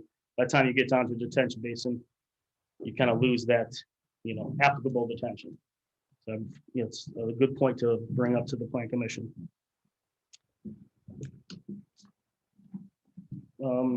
Obviously on this site plan, I don't show sidewalks. I do know sidewalks from obviously the earlier conversation are requirement.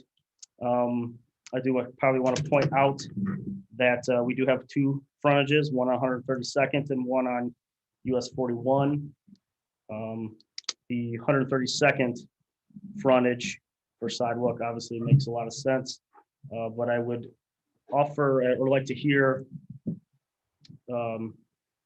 Plan Commission's interpretation of the US 41 requirement for sidewalk.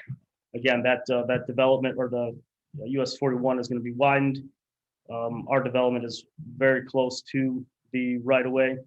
I mean, I do have to actually coordinate with the MDOT representative, but it's very high likely that anything we do in the right of way for sidewalk would just be ripped up by that development. So I'd like to hear your thoughts on that. Sure, yeah.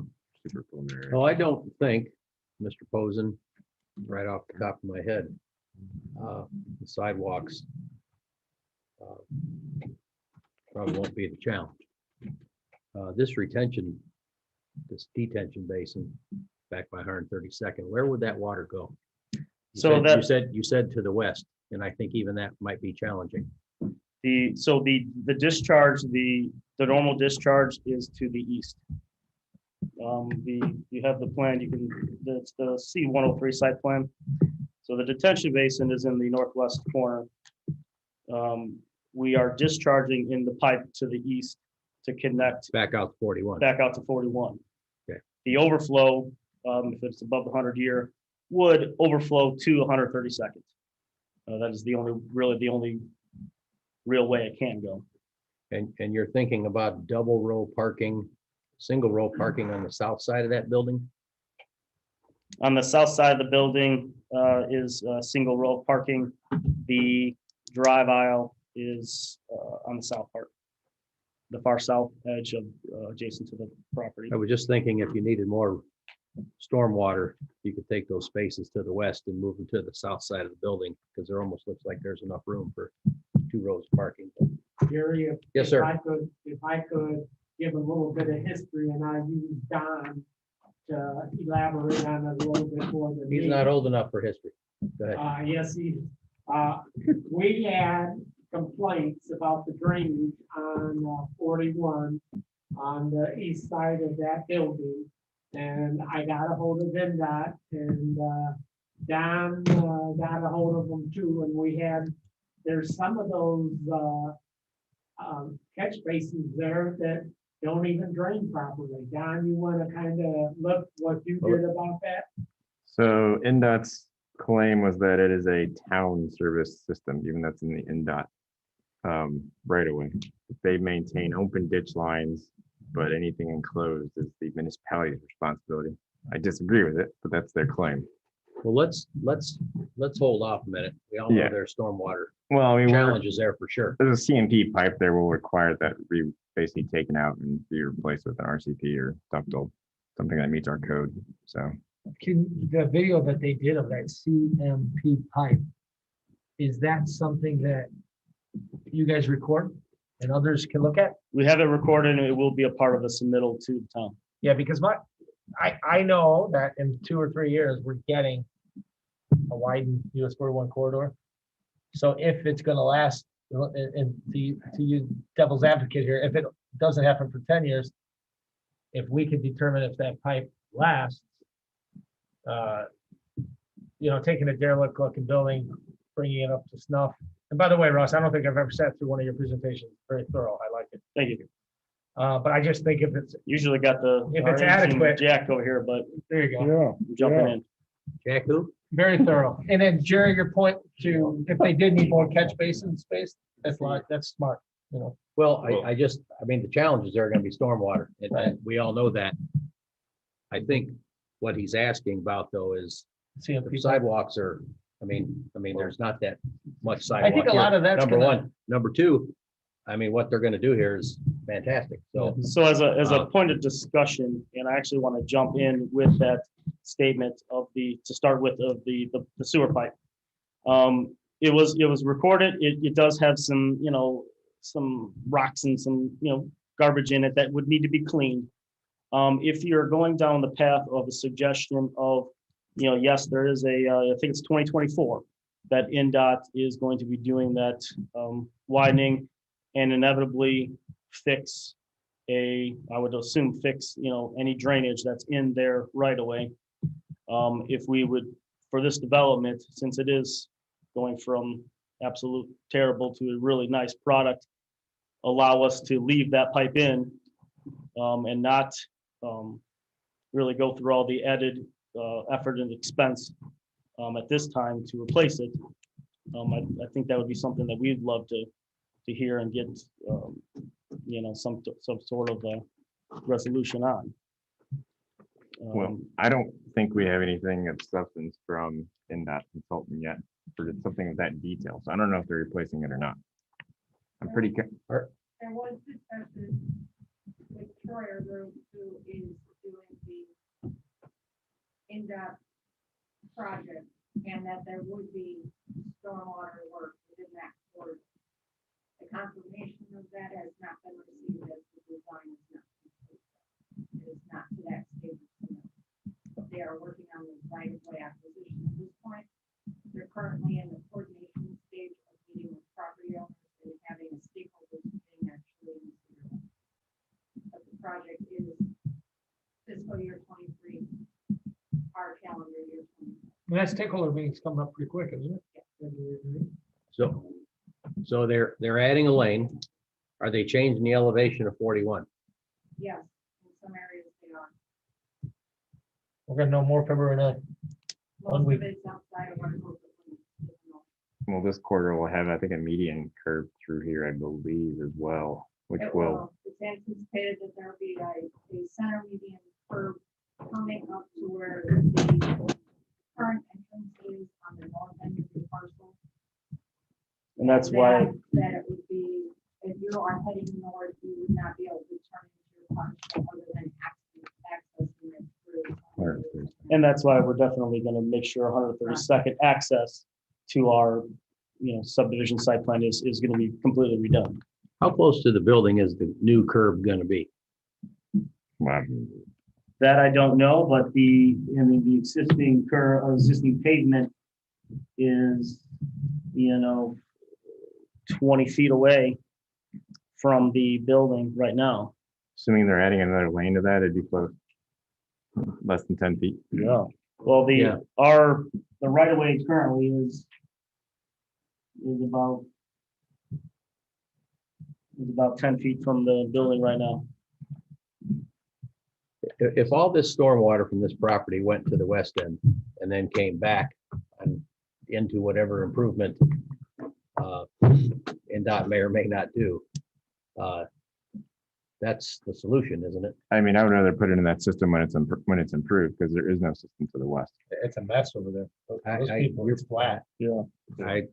It's that one road west of Gould's home. That road's gone. I mean, and I'd love, Don to kind of, echo this, but I mean, this development has never had any kind of stormwater drainage per se in its lifetime. And by us doing this development, cleaning it up, you're now adding, detention, just about, if not almost, ordinance. So that is an improvement in stormwater for this development. That'll take it, offline and hold it and discharge it, to the surroundings.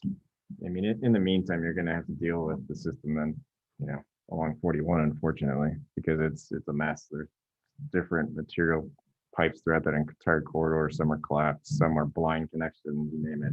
That's a mess.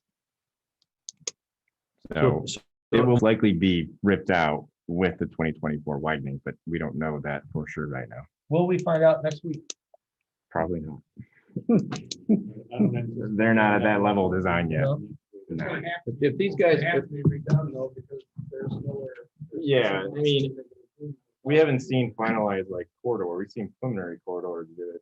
I mean, if they're going to curve it, yeah, they're gonna have to put in a new system. And I think they're going to curve it. They're not. I mean, just by the mere fact of they're providing a median, which has a certain width, and the fact that they're already close to our property line, our right-of-way line, They're gonna get. it's gonna get demolished. Obviously, I don't want to speak wholeheartedly, for my clients here, but I think it hopefully should be at least something that's discussed or on the table of leaving that system in now. And obviously, there is a little bit of time between now and by the time we're done with all of our permitting, we get to give variances and subdivision to hear some more from Troyer Group and from NDOT, what their plan is to maybe determine that, it just doesn't make sense for our client to take a, burden, for that scope of work. Well, I'm guessing you Right guys will now. be invited to that stakeholders meeting. And if it's happening rather quick, this is pretty good, timing then, I guess. Absolutely. It's gonna be specifically discussed about it and see what their roadway section is through here. but if Kind this of is figure it out. 2024, and these guys want to lease this space a year from now, they need a plan A. Yeah, but if you have a pipe, and even if it's somewhat clogged, okay, and we dig it up, we put a new pipe, it's going into another clogged pipe to the north and to the south, so it's irrelevant. That pipe's irrelevant in this scope. I think the added, proposed detention is an asset to that 132nd Avenue there between there and was it the liquor store? Yeah. And, et cetera. So If it's even feasible though, to make the retention in the back on the west side bigger for Plan A. If they want to add parking there someday, when 41's fixed, then they could do that also later on. that's a good point. I think it's up, would be up. to And that's what Don's I'm, opinion. well, that's what I'm saying. I don't think you could ever add parking from what you're showing, right? To add more parking? Yeah, I don't think you could fit more parking. On the south side of that building, from these color pictures, it looks like you could get 2 or 3 rows of parking. No, if you look at the site plan sheet. Yeah. I mean, we have, it's tight. We have, obviously the building, which is there, sidewalk, obviously there's a canopy area, and then the sidewalk is pretty close to there, the normal standard parking, and then a drive aisle. So we don't have the extra 20 feet. To the property line, there's only 5 or 6 more feet, so we can't fit another row of parking.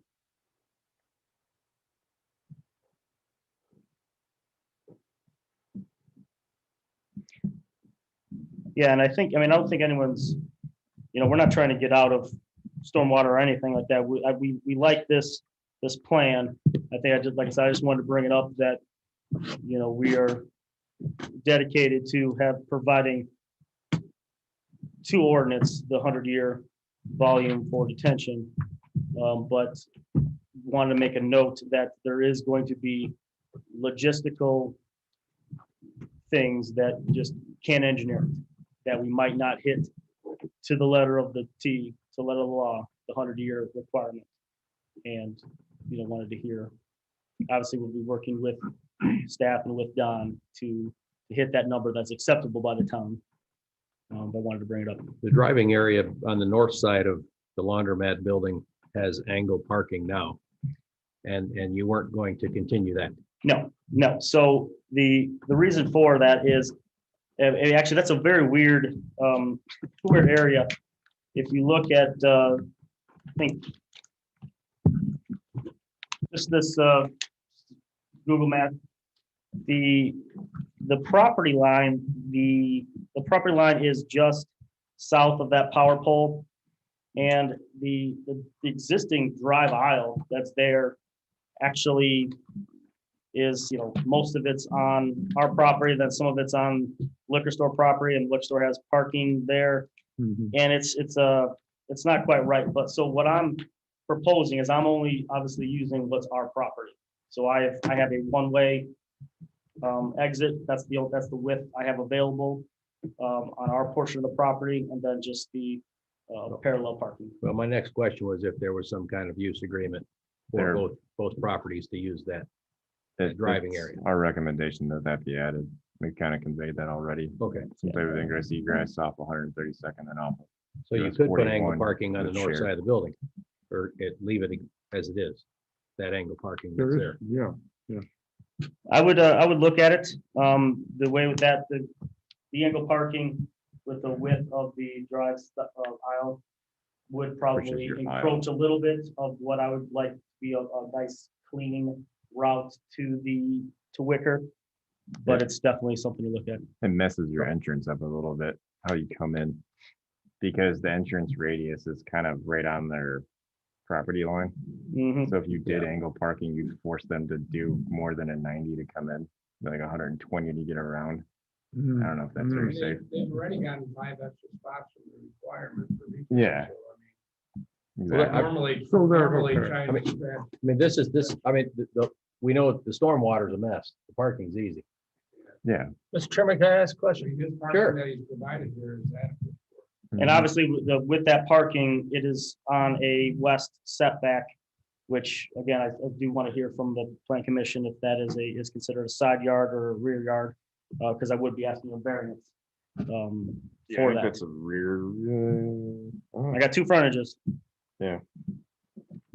What's the address of the building? It's a Wicker address. It's a Wicker address. So that makes. So that'd be a rear. Rear yard. So it would be in it, you'd have parking in your rear setback then. It's like it require another. Again, to make the Very. stormwater work, perhaps the parking retention pond will have to be bigger. And those parking to the west may have to be added somewhere else, or could be added somewhere else. Like I said, the stormwater's a problem. Parking's easy. Yeah, I mean, we're close to the stormwater. I think we'll. And like I said, between now and final engineering, I may be able to hit that normal requirement. I just, I don't want to be promising the world and lie to you. I don't like that. And you probably don't want to put any parking on the north side, because that'll probably be where the businesses come in and bring supplies and stuff into the different buildings. Like a loading dock? Are the front doors gonna be north or south? The front doors are south. South, okay. Mr. Chairman, I was gonna ask the building department, in particular, Rick, you've been doing this your whole life. What's your opinion? Well, I think this is an excellent attempt to redevelop a site that's been problematic for a long time. So Tim just said it's over parked in terms of the ordinance by 5 spaces. Is that correct? Yeah. But I wouldn't try to sacrifice parking spaces to get more detention. This is an improvement over what's already there. Okay. And they're gonna come real close to that required 100-year volume in terms of storage. Are you talking though, Russ or Don, are you talking about for the time being, just allowing that to percolate or evaporate, or are you going to connect the line out to 41? So it's what's considered a dry detention basin. So it has a volume, but the stormwater will flow into an end section, clear end section. From that end section, I'll have a restrictor as part of that design. It will tie that, there's a storm sewer that will be built underneath the asphalt to have a direct connection into a manhole that is also connected to the existing CMP pipe in dot right away. So we're teeing into the. It'll have a gravity outflow. That's a gravity outflow. Yes, we're not gonna infiltrate. I don't think. Yeah, I don't think the existing soils here would lend itself to infiltration. And you said, how far did you guys camera the line?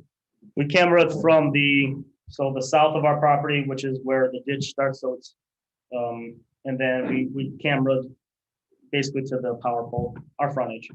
We didn't really go a whole lot farther. I think the Lake Liquor property is the hang up. That's rough.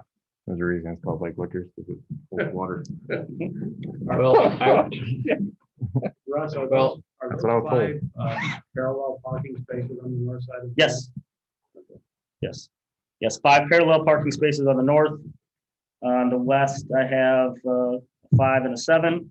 On the south is 13 plus the 2 ADA. Are you gonna have dumpsters or anything somewhere, or? Actually, I don't show dumpsters at this point. I think that could have been another issue that I have to show that. Yeah, Southwest corner. and you'll need screening on that edge too, the west edge. Since that's residential. I haven't checked yet. Does the town allow chain link around their dumpster area? Or does it have to match I the do not building? believe so. I don't think it's. Yeah, it'd be solid. Solid or match the building? I So it don't could be think there's solid any as in requirement to match. It's PVC? have to be opaque. Okay. Yeah.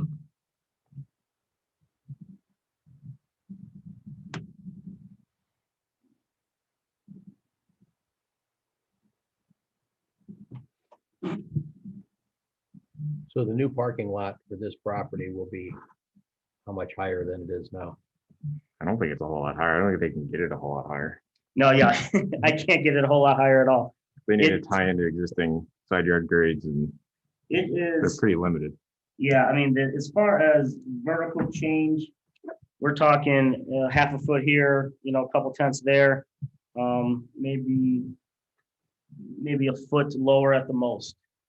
Like I said, Don hit on the head. I can't vertically Yeah. change because I'm tied to the building and the site's terrible, but I'm gonna do enough to make it better. But the reason I'm asking is because whoever puts the last 2 inches of blacktop on any property there seems to be the winner as far as water goes. Yes. So, Yes.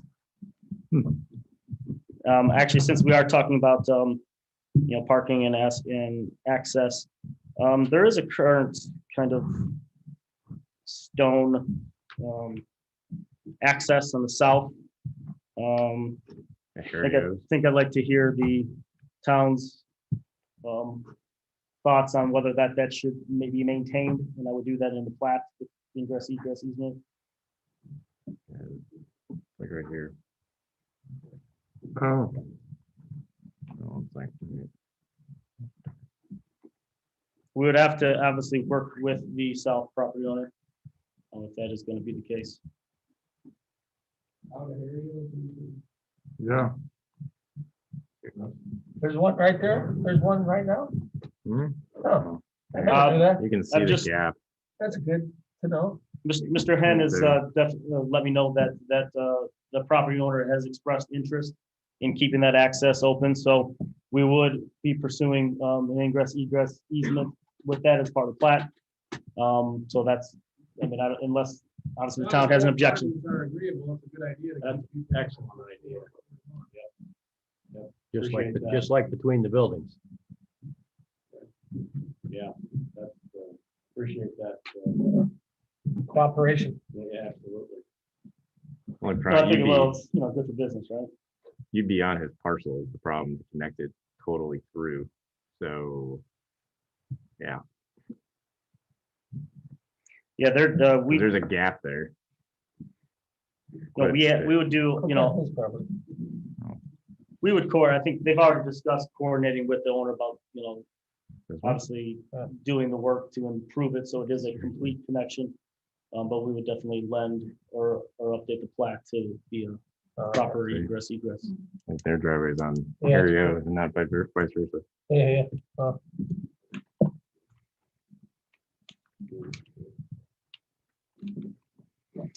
I think the others, see for the building, I think we're just gonna be proposing wall packs for lighting. And obviously have landscaping for the site just to make the improvements. You'll need photometrics for everything now. So that'd be full cutoffs, meet lighting ordinance. So wall packs work, but they have to be specific ones.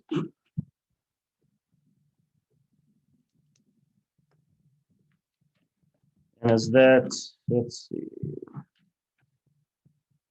I'd have to check what section of the ordinance is the lighting?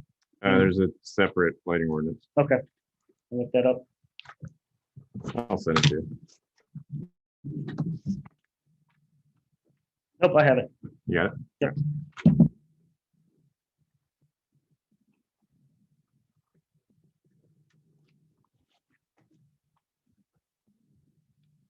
Any commissioners have any questions?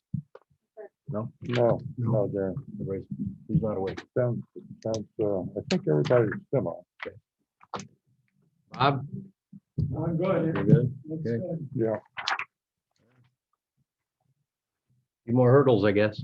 Yep. Obviously, we still, some good clarification on some of the items here, still need some variances and, you know, we have to do the BZA and then the actual plat and the site plan. Very good. Yep. Anything else?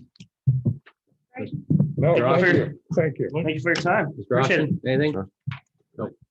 Thank you. Thank you. All right, thanks. Thank you, Rob.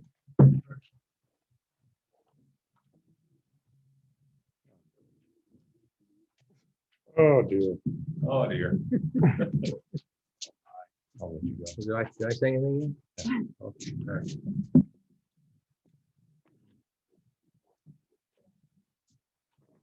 Right. Next item, number 3 for the work session tonight. Is the Cedar Lake Ministries concept plan. Cedar Lake Ministries, 13701 Lowerman.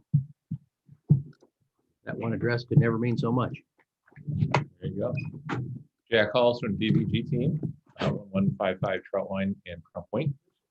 Here representing the client, and actually our main person that's going to be leading the conversation is John Terpstra, and he was not available to be here this evening live, but he is available via Zoom, and hopefully we can show him on the screen over here. He would like to address you and kind of lead the conversation. I'm going to step aside. He's on. So while you're there. Yeah. All the engineering's done? Survey's done for the property we're talking about? The property that we are currently talking about is the recorded PUD document for the ministry grounds and the cottager lots. That parcel or that PUD currently doesn't have bulk standards established. And so that is what this exercise currently is about, which will also then set up the conversation that you have regarding the additional property that the ministry owns. All of this are stuff that John has been working with legal counsel and with Rick Eberly regarding, and frankly, I've been not as in-depth in the conversations.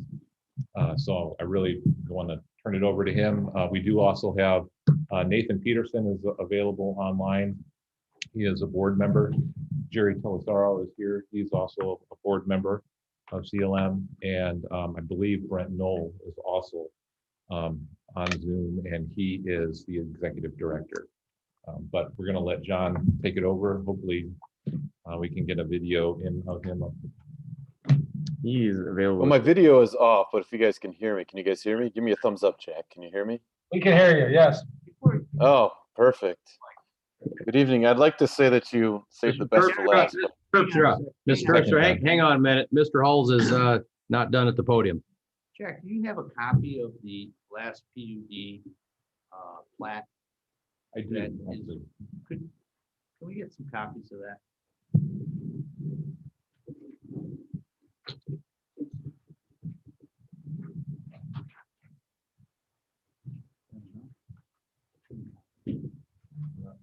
Okay, I'm gonna come back to 2 pages for this.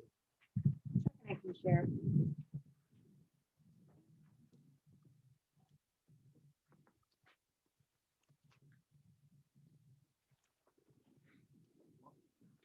While you're doing that, is this the plat that Ken Gimbala and crew worked on? Yes. And completed what, Yes, this is the third restub. 96 or thereabouts? Well, yes, but then we were back in. Probably about several 2013. times or re-plat. Yeah, there were a lot of little pieces. Yeah, we did, Amendments. they were here probably 4 or 5 years ago. Mr. Matua was Oh, they were here here 2 years quite ago. often for pieces. But didn't 2 years ago it fade away? Then it started. No, as they tore buildings down, there were things done. John, you should be able to share your screen now. This one. very I don't think he dated. wants to. He just wanted to talk. Oh, okay, I got it. Another one too. Don and I can share it too. There you go. You got it up there now. Here. Okay. Yeah, You got there it were up three there. there. Really?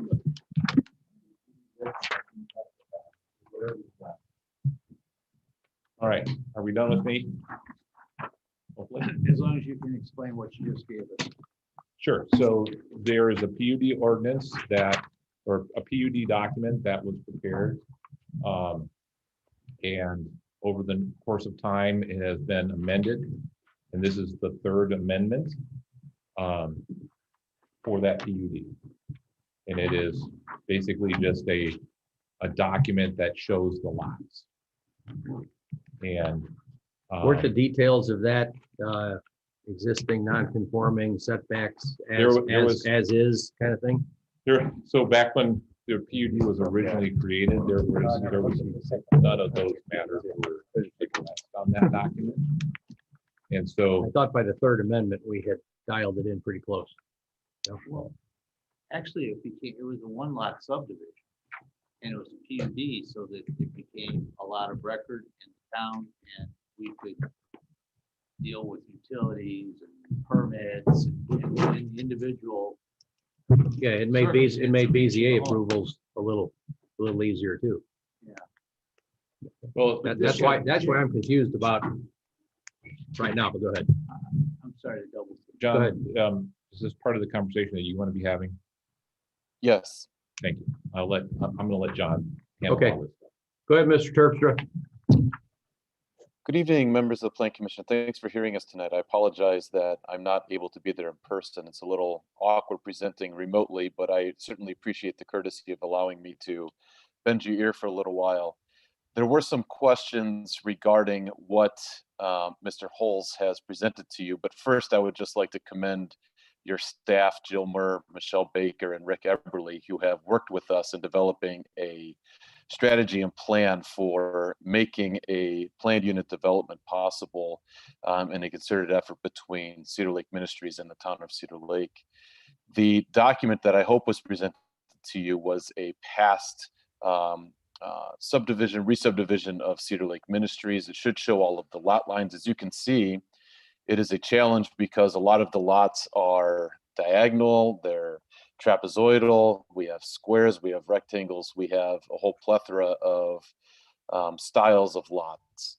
We also have private roadways that are going through the Cedar Lake Ministry grounds that are non-conforming with what we would consider bulk standards for roadways in the town of Cedar Lake. We have lots that are residential that are occupied and leased by tenants. We also have outlots that are adjacent to and part of that leased property to residents, but also outlots that are owned by Cedar Lake Ministries as an entity. The goal of our planned unit development is to develop a strategy and a plan that makes the use and purpose and developmental standards of Cedar Lake Ministries predictable, and to lend clarity not only to the town of Cedar Lake, but also to Cedar Lake Ministries as to what is permissible, what is not, the level of nonconformance, ensuring that nothing in this Cedar Lake Ministry planned unit development falls into any increased status of nonconformance, and also establishes some responsibilities and obligations on Cedar Lake Ministries to ensure that those roadways, those private roadways, are maintained, that if they fall into disrepair, they will be repaired back to acceptable construction standards. If there are new roadways that are put in, then those new roadways would also live up to those same construction standards. And I don't know if I show up on the screen there. Am I on the screen at all in the room? You are. Okay, so I'm going to share my screen real quick just so that I can give you a little flavor of what we're talking about here. So this is a faraway view. I know it's small. I'm going to enlarge it here in a moment. But this is the northern portion of what we would consider to be this planned unit development, the third re-subdivision of Cedar Lake Ministries. You'll see some red outlines here. Those are the setbacks on each line, on each lot. And I'm going to share a different screen now and zoom in so that I can give you kind of an exemplar of what we're looking at here. This is now the southern portion of that same Cedar Lake Ministries. I'm going to zoom in and show you kind of the complexity and what we're up against a little bit. So we're looking here at lot number 19, and we can see the red dotted area around it. Those are the setbacks. So we have a 15-foot front setback, a 10-foot side yard setback, and an 8-foot side yard setback. We move a little bit north, we see lot 20. Well, here we only have 5 feet for a front yard setback, 4 feet on either side. Lot 21, the same deal, 5 feet, 4 feet, 4 feet. Lot 22, again, this is an oddly shaped home, but we have 4 feet, 4 feet, and 5 feet. You'll also see in here these percentages. These percentages are the lot coverage rate ratios, which means obviously that 70% of the improvement, or that 70% of the lot is covered by the improvement. All of this is illustrative, and that was a concern that we had when we met with Jill Murr, Michelle Baker, and Rick Eberly, in that we were uncertain whether we wanted to try to condense this and put it all in narrative form, which would undoubtedly create a very, very long planned unit development, or if we would rather refer to and reference an exhibit or an illustrative exhibit attached as Exhibit A to that planned unit development. And this is what that exhibit would show.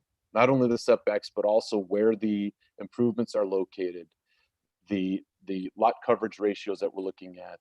It also shows the drive-throughs or the streets that run through the planned unit development itself. You can see some of those right here. It also shows some of the outlots that are owned by the Cedar Lake Ministries entity itself, as well as outlots here. Lot 19 obviously is attached to the residential lot 19. These are all outlots that are residential. And what the planned unit development agreement strives to do is place restrictions to ensure that the shoreline of Cedar Lake itself remains in its natural condition, so there won't be any building or improvement that takes place in these outlots here. To give predictability as to what the ministries are permitted to do with notification to the town of Cedar Lake, but also to limit the I guess, the scale of the ministries itself and what they're able to offer. The other items that do come up is the legal non-conforming nature of close to 80%, if not more, of the lots that are found within Cedar Lake Ministries itself, at least on the cottager side. And one of the questions was, well, do we try to bring them into conformance by developing standards within the planned unit development, or do we accept them all as legal non-conforming lots? And the consensus during our meeting with staff was that accepting them as legal non-conforming would likely be the best way to go, with the caveat that if there are any material alterations, further improvements, etc., for which there is a building permit that needs to be pulled, those building permits will not be issued if the proposed improvement or alteration increases the level of nonconformance that applies to each lot. And we've tried to make that easy when the building department is going to look at the planned unit development, because we have pulled into the text of the planned unit development itself the bulk standards that would otherwise apply to this residential area. We have included a reference to this exhibit, but also included those bulk standards, so everybody is on the same page and understanding with respect to what that non-conforming nature is and whether that alteration or improvement is going to increase that non-conformance. Let's see. Mr. Turinga, I had a question. Sure, it's Mr. Terpstra, but that's okay. I'm sorry. I really do apologize for that. You can actually call me John. I would accept that. That might make it easier, as long as I don't call you Jack.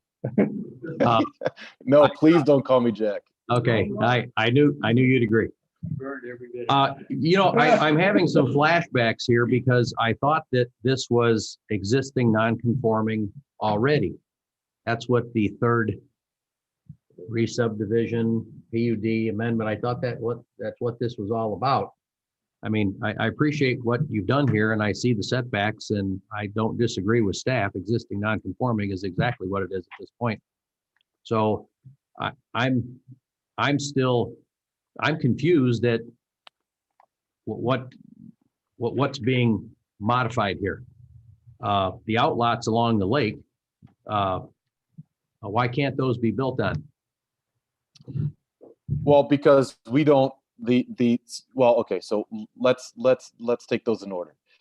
First, what is the purpose of this planned unit development? If in fact this development already exists as a non-conforming development. Well, the reason is because we are uncertain and unclear, and I think the town is uncertain and unclear as to the location of these lots, the lot lines themselves, exactly what the setbacks are, what the requirements would be, and to establish a baseline by which cottagers are able to have predictability with respect to any alteration or improvement they would make to their home. Because the issue that we're running into now is if a cottager is going, and we call them cottagers, I'm sorry, but really they're just occupants of the property or leasehold owners of the lots themselves.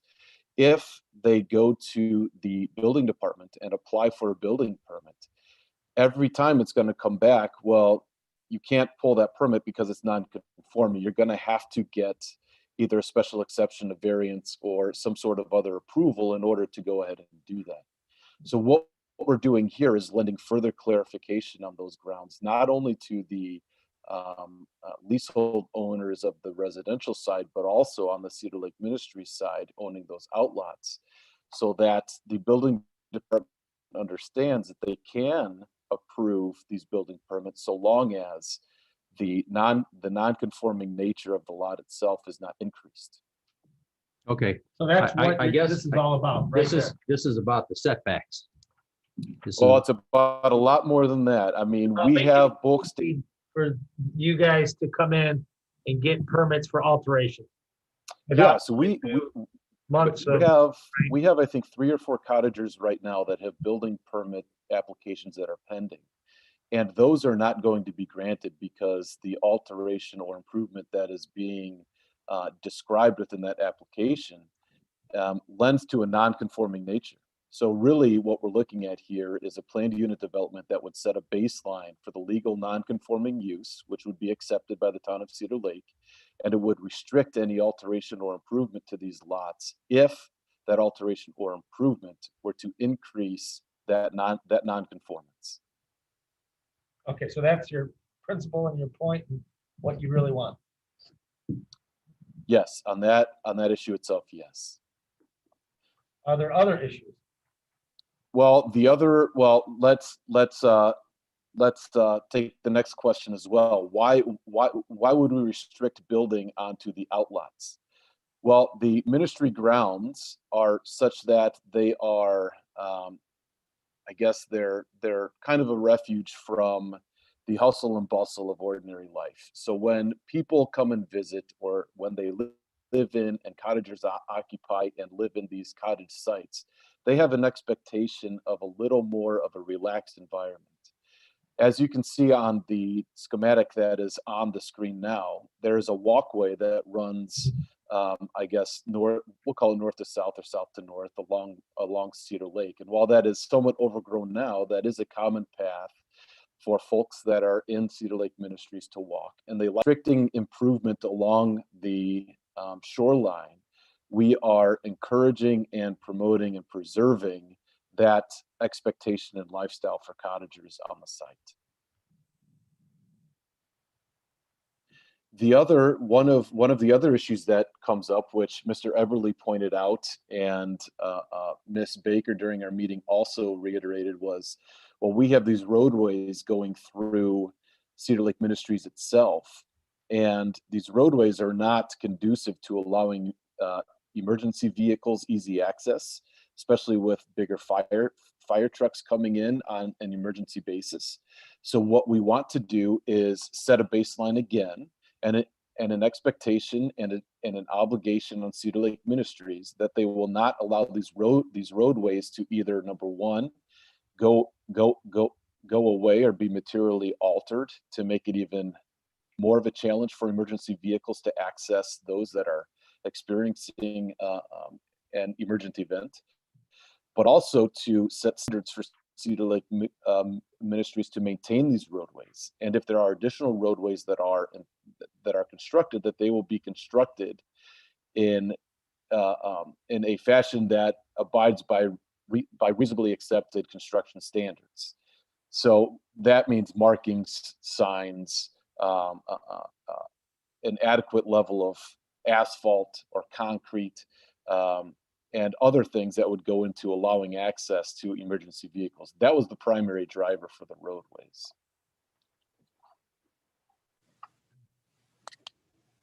And I believe that those are the high point details that we're looking into here.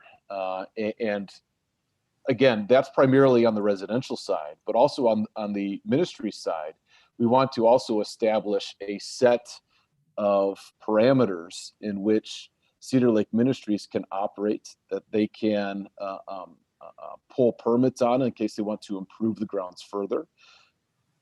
But we don't want to be that entity that keeps coming before the Plan Commission, that keeps coming before the BZA, asking for special exceptions, asking for variances, asking for special approvals or recommendations to the town council.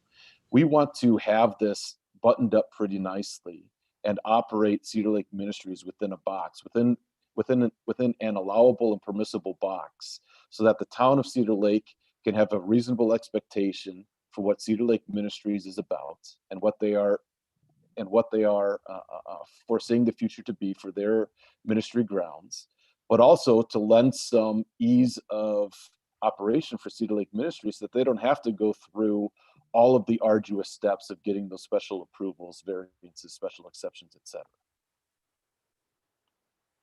Mr. Chairman, can I ask a question? Certainly.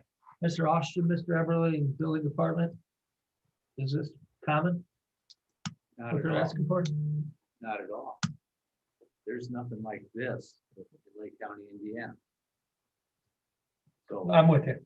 So everything here is new, novel. But what they're trying to do does seem pretty like a good idea, quite honestly. There's merit to the conversation. I think the setbacks that we're seeing in red here certainly would help with somebody who wants to, stay within those setbacks. They can go here, see a few people and go on their way. But there is a lot of, again, existing non-conforming. And I just deviating as much as alluded to from the BZA, I don't know how we would do that, but again, I'm just kind of thinking out loud. Yes, sir. Jerry, this is a continuation, it appears, of the modernization of this property over the past 35 years. And actually, the ministry's having been here a lot longer than that. Yeah. And trying to figure out how it modernizes itself into current standards and criteria, development measurements, if you will. Yeah, well, and all of us know the property, some much better than others. But, and I think, I see the goal here with this discussion right now. So I'm clear though, they're non-conforming now. Yes. Obviously, Yes. and they just want to continue to be non-conforming without having to come for variances. Well, Does that sum it up pretty well? I didn't want to. That's what I'm gathering. I didn't want to think that this was an open-ended request to continue non-conforming, because But the PUD is the way and the method. That's why in 1990, the development or the framing of this into a PUD and a one-lot subdivision on top of it, because of the irregularity of the development, the housing, mixed uses, the open space, the facility activities. It begged for at least taking a step and getting connected together with the sewer line and the sanitary sewer facility. now we're going back more than 35 years. Nah, I don't know. Oh, yeah, we are. No, No? no. Okay. Well, I feel like we can.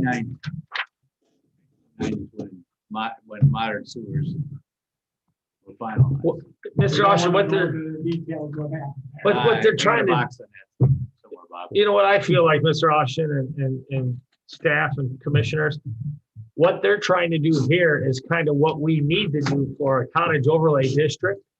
So that people can walk into that window, write a check for a permit, and we give it to them based on our ground rules we've developed for these cottage subdivisions that once upon a time perhaps were summer cottages. What are the ground rules, John? We don't have any. Well, that's why they're developing. It makes it easier, so people don't have to spend all those months going through the BZA and they're going through the plan commission.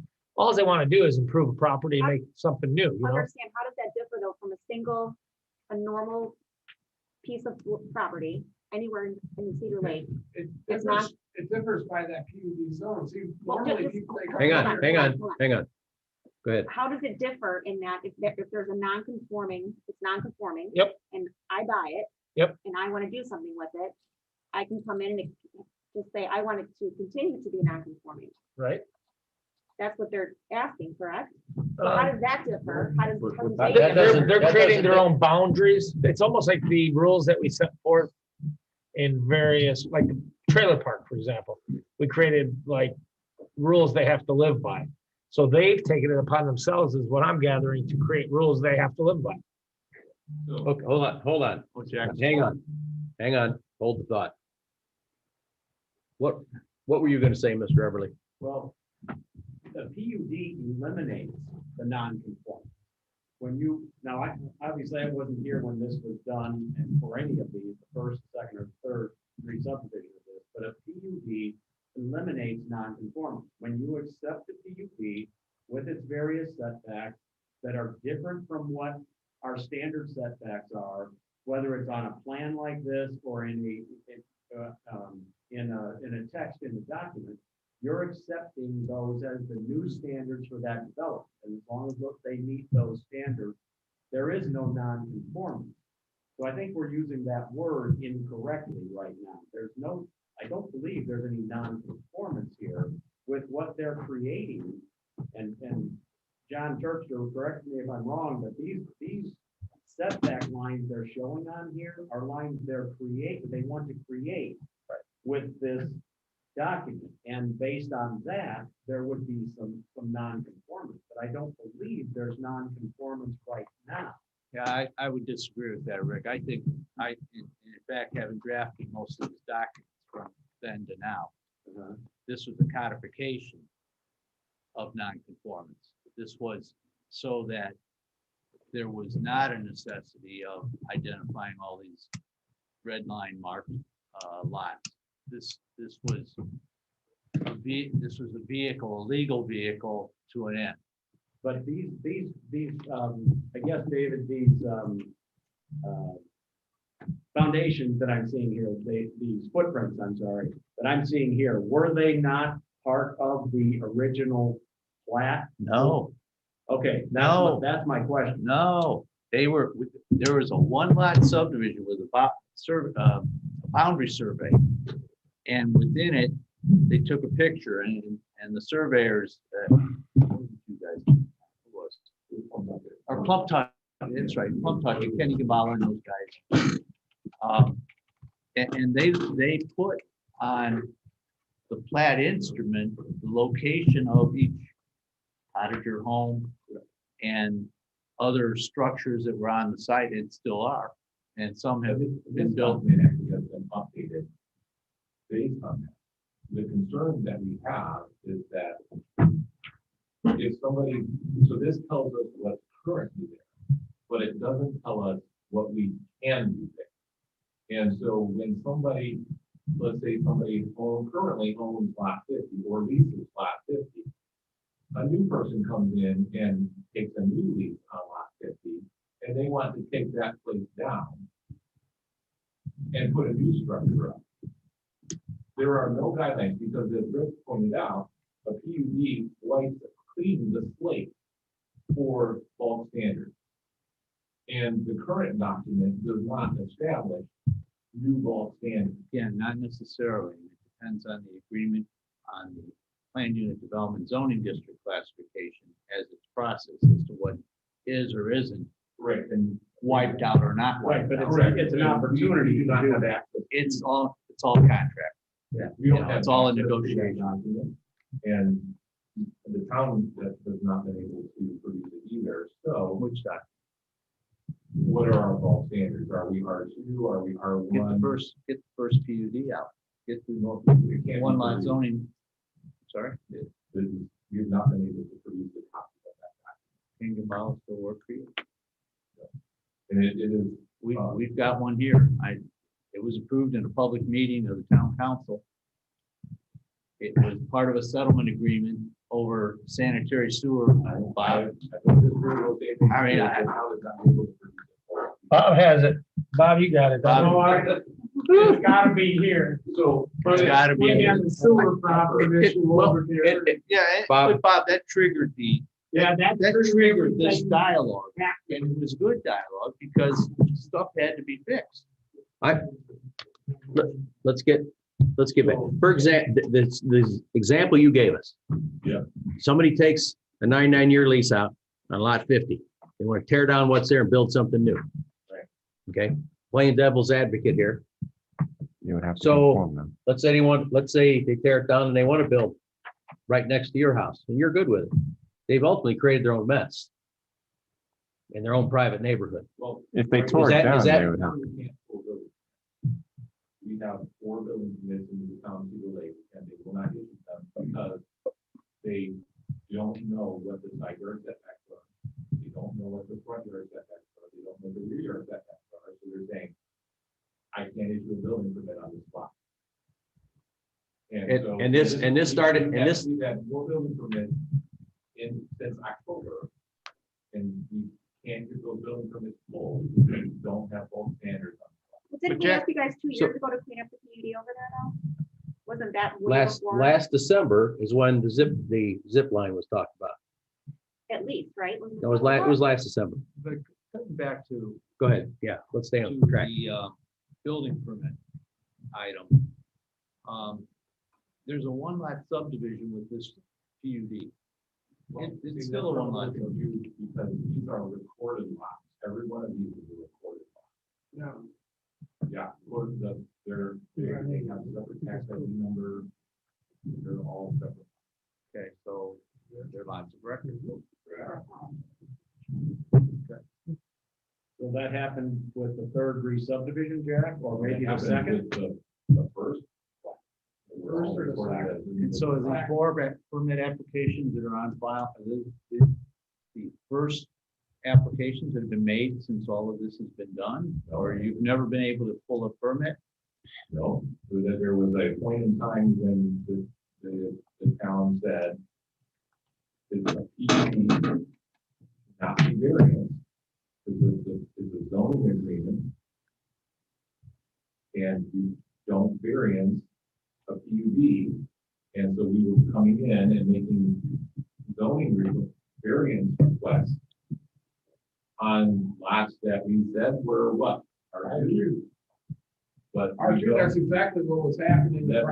but we don't have a document that says that the underlying zoning is R2. So we really have to go back to Genesis, so this is in the original. Or we do what we're doing, is saying, listen, we know that this doesn't have bulk standards, it needs bulk standards, we'd like to impose these bulk standards.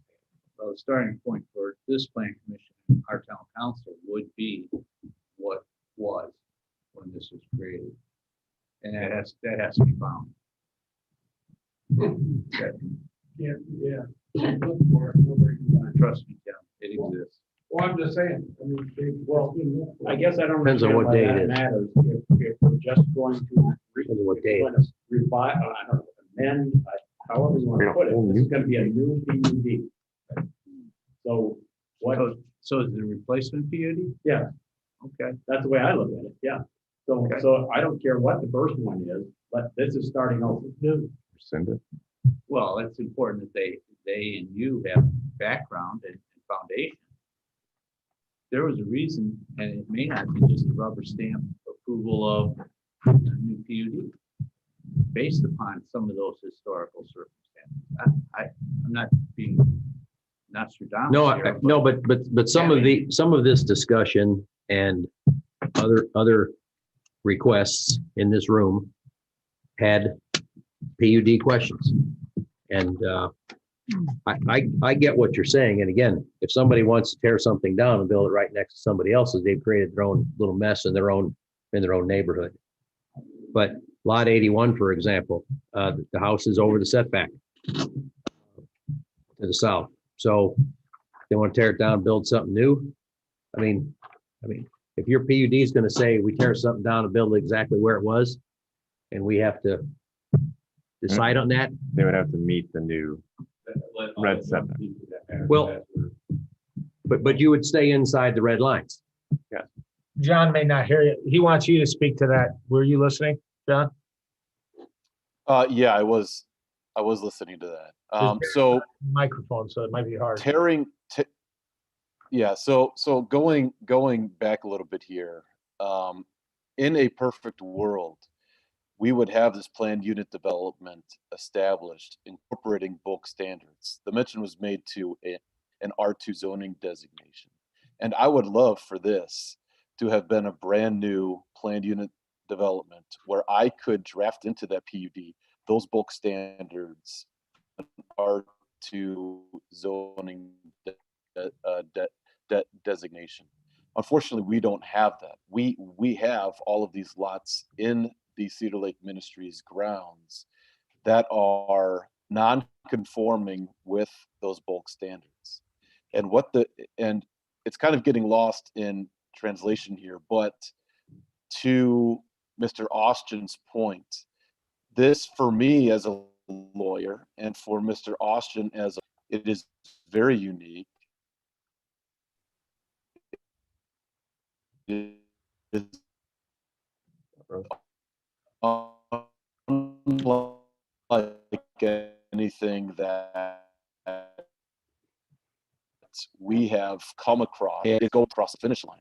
And to the point that was made earlier, as far as these folks being within non-conformance or being outside of conformity with applicable zoning designations, the idea behind the plan unit development, the red lines that are drawn in here to designate setbacks and percentages that have to do with You're breaking up, John. We can't hear you. lot coverage ratios. And sorry, it's not so that these lot owners can remain in non-conformance, but it's to ensure against increasing any non-conformance. And to Mr. Austin's point earlier, this is a giant step toward modernizing Cedar Lake Ministries, because if we have a scenario in which these non-conforming lots and these improvements on these lots cannot be repaired materially, cannot be altered, cannot be improved upon, we're going to have a Cedar Lake Ministries grounds that falls greatly out of disrepair and becomes much more of a problem for the town of Cedar Lake and for Cedar Lake Ministries itself than it currently is. Allowing this PUD to go through, or at least be considered, would set a baseline for the expectations of these grounds and these lots. That way, the town, when an application for a building permit is submitted, can look to this document and say, all right, listen, we are outside of non-conformance. We've accepted it, or we're outside of conformance. We've accepted it as a legal non-conforming improvement. What does the application say? What are the improvements going to entail? Is it going to increase non-conformance? If it's not, then we're going to go ahead and permit it. And I think Nathan Peterson, who's also on the line from Cedar Lake Ministries, raised his hand as well. Probably has something to say on this point. So I'll let Nate speak to this for a moment as well. Well, Mr. Terpster, before you hang up, are you looking at what we're looking at here? Okay, 4 properties from the north going south. I believe so, yes. Lot 71. For example, if that garage that's not in the setback, if that garage burns down, it has to be rebuilt behind the setback line. That's an example of what you're suggesting. Yes. Precisely. Yeah, so Yes. hey guys, Nate Peterson.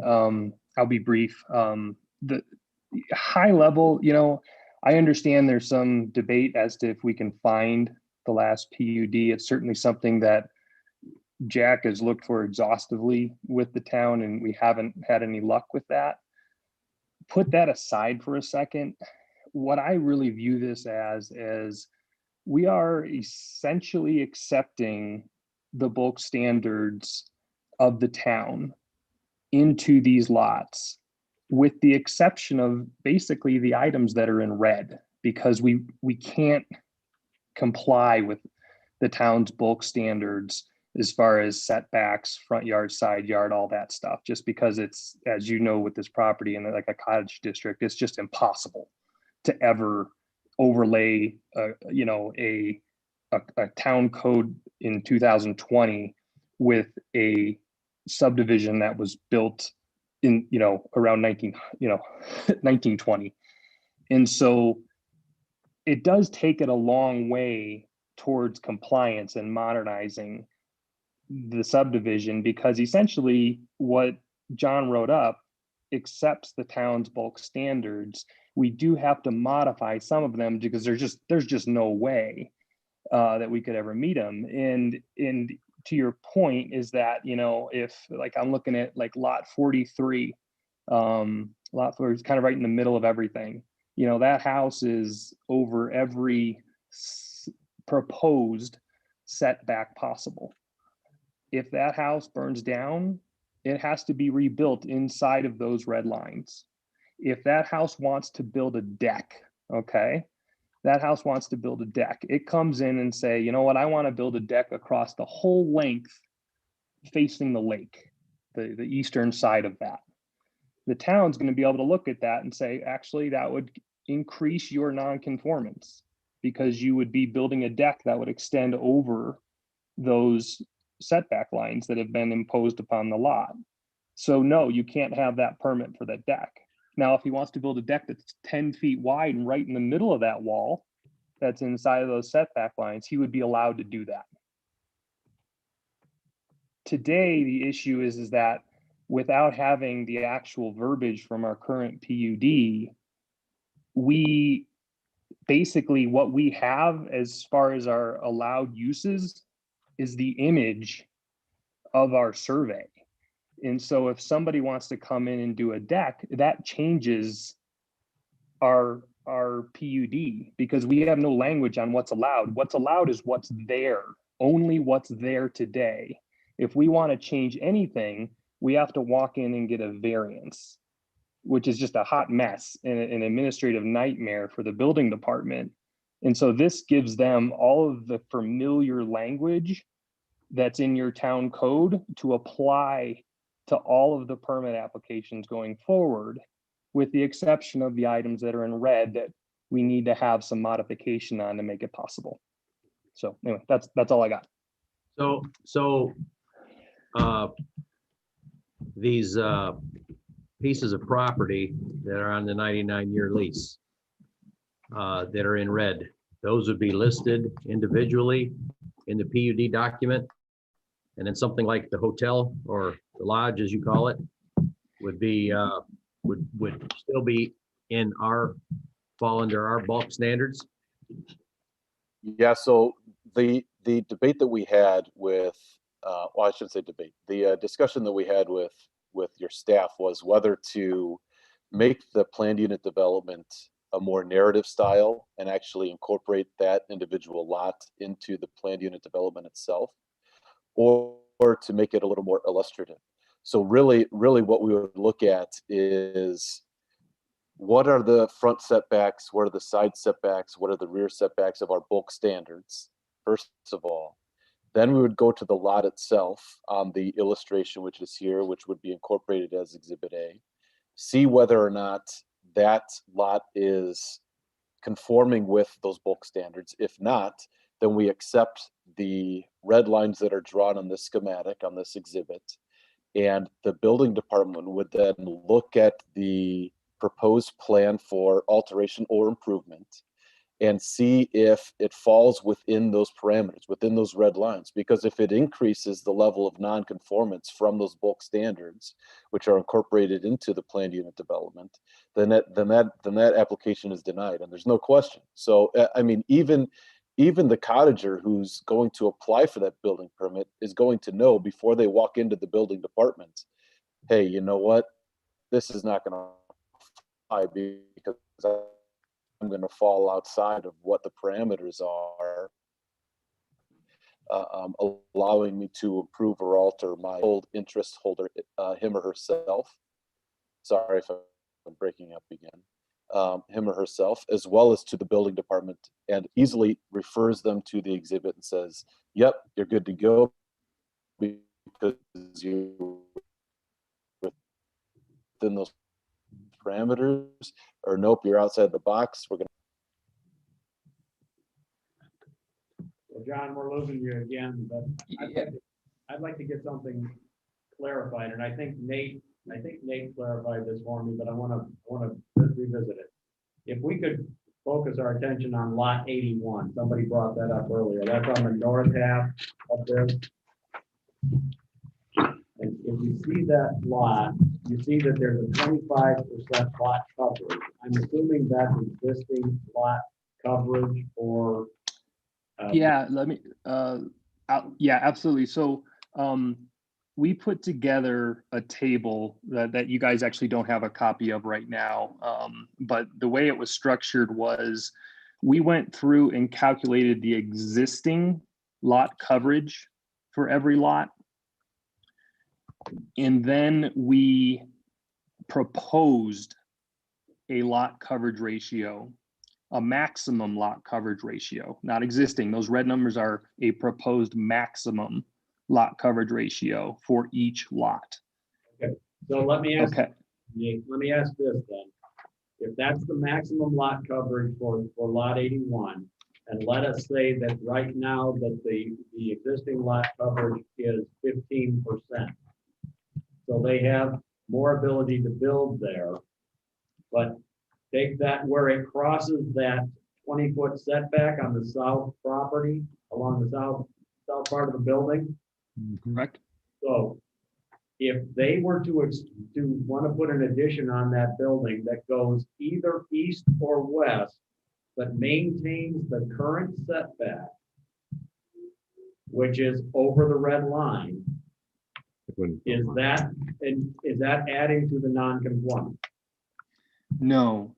Well, let me clarify, not quite understanding what you said, but I'm looking at it is that if their addition stayed inside of the red line, it would not increase non-conformance. If they wanted to build where they're to the south, their house goes over, like say 2 or 3 feet currently compared to the proposed, they would not be allowed to continue this. Correction. So what I'm saying is if they went east or west with that addition, not south, not getting closer to that property line, but east or west, that's still in your vision, that is still increasing the non-conformance. Is that correct? As long as it's, They think it's not. yeah. I'm gonna let Jack answer that one because you're probably, As long as hopefully it's I'm having a hard time. not over the lot coverage. No, Yeah. so where we have an addition that, so let's say we have a laundry room that sticks out 10 foot by 2 foot over, but it's 10 foot wide. Rick's question is, if they want to take that and expand the room, leave it 2 feet over, but they want to make it now 20 feet. Right. We've increased the non-conformance because we've added square footage that's non-conforming. That would not be allowed. That's what I was. Correct. Correct. That is what Nathan is agreeing to. That is not going to be allowed, because that'd be an increase in that. Now, if they built inside the red line and they did not exceed 25%, they could leave that 10 foot by 2 foot non-conforming. But anything new has to be inside the box. Okay. What about gut rehabs? What was that? What about a gut rehab? I believe there's language in there, so. It's like your limits are outside of your limits aren't There's a number changing. of these structures that are not on foundation. Or concrete foundations. So when those are improved, there's language in the PUD as to how those can be improved. And again, I believe that John has more specifics probably, but I believe those all have to be then made conform.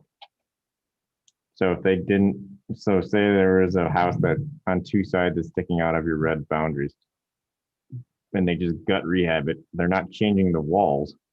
They're just changing the interior. Is that increasing your non-conforming? No. You're not changing your footprint. It has to be exterior limits. Now, if, for example, let's just say pop top, let's cover that scenario. Somebody's going to take a ranch and they want to pop the thing up 2 more stories. At that point, your non-conformance would get into your height restrictions and stuff like that, because those would apply, because, so it's not just necessarily footprint, it's also height. But at that point, it would just refer back to your current bulk standards. What would be your height restrictions? The towns, we would adopt the towns. That's what I'm saying. Basically, that's the way I look at this is we're adopting the town code with some modifications to the setback in the lot coverage ratio town code, because we just can't comply. But any other question you have as far as like what's a setback, if you guys have bulk plain stuff, if you have, local ordinances for roofing or whatever you have, they all apply now.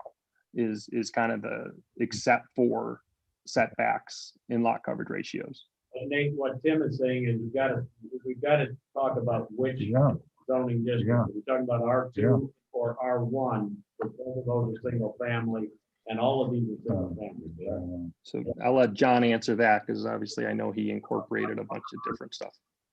they're pretty similar, but they're, Yeah, the bulk standards that we incorporated would be synonymous with the R2 zoning designation. So the height restriction, I believe, would be 30 feet.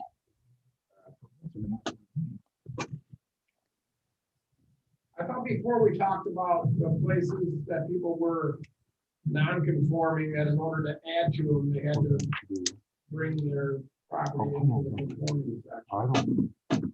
We discussed that. It would. Yeah.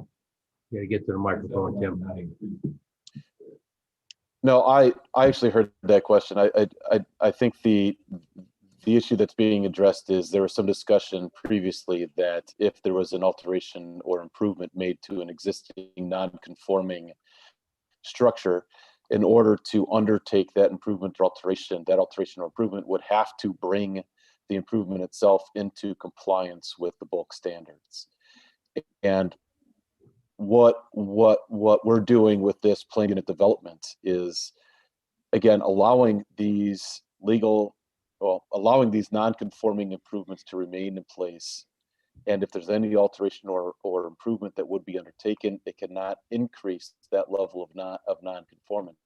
But our worry was, if we were to adopt a standard that only building permits that would bring these structures into compliance with bulk standards would be issued, then the structures themselves would likely fall into disrepair, and nobody would undertake to build on them. They would become unbuildable. They would basically become useless lots, because as you can see, the lot lines as they were drawn up and recorded, some of these lots aren't even, well, many of these lots aren't even a square footage that would be compliant with bulk standards. Right. So the lot would have to disappear and go away. Right. Correct. Yeah, if It's we were just to, not feasible. if we were to draw out and comply with the setbacks that are in R2 and superimpose those onto all of these lots, my gut is that probably 80+% of the houses out there would be in non-conformance, which means that 80+% of the houses would have to be torn down if they wanted to put a deck on. And not even only the homes, also the square footage of the lots themselves would Yeah, fall out of right. compliance. They might not be built. Yeah, right. Torn down and not rebuilt. Yeah. Well, the last time, some of those, as Tim and I allude to, all the little changes being big changes, there were some modifications in what some of us know as the North Woods and also along the southern border. Those lots, when the buildings were torn down or they were split up, they were brought into the square footage bulk standard. So All the newer stuff is in the R2 stuff.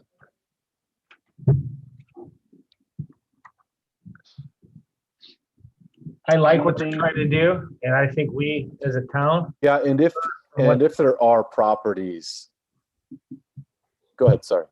I guess I just made a quick comment. I'm good. I guess I'm thinking about what Heather had said. And this would be, let's say Cedar Point Park wanted to do exactly this. I guess the difference is, Mr. Austin, you can chime in. I guess the difference is those are all individually owned pieces of property. They are. These are all owned by the same organization. This is. So this, Constructively, they're creating a ownership, identification, use ability. Yeah. Easier of use ability. I gotta step back and think, all those BZA approvals we sat through, I'm not sure too many of them got denied from the ministries, did they? Over the years, John? No. I mean, there's a fair amount of remonstrance Yeah. from inside regarding view of the lake and things Well, like that.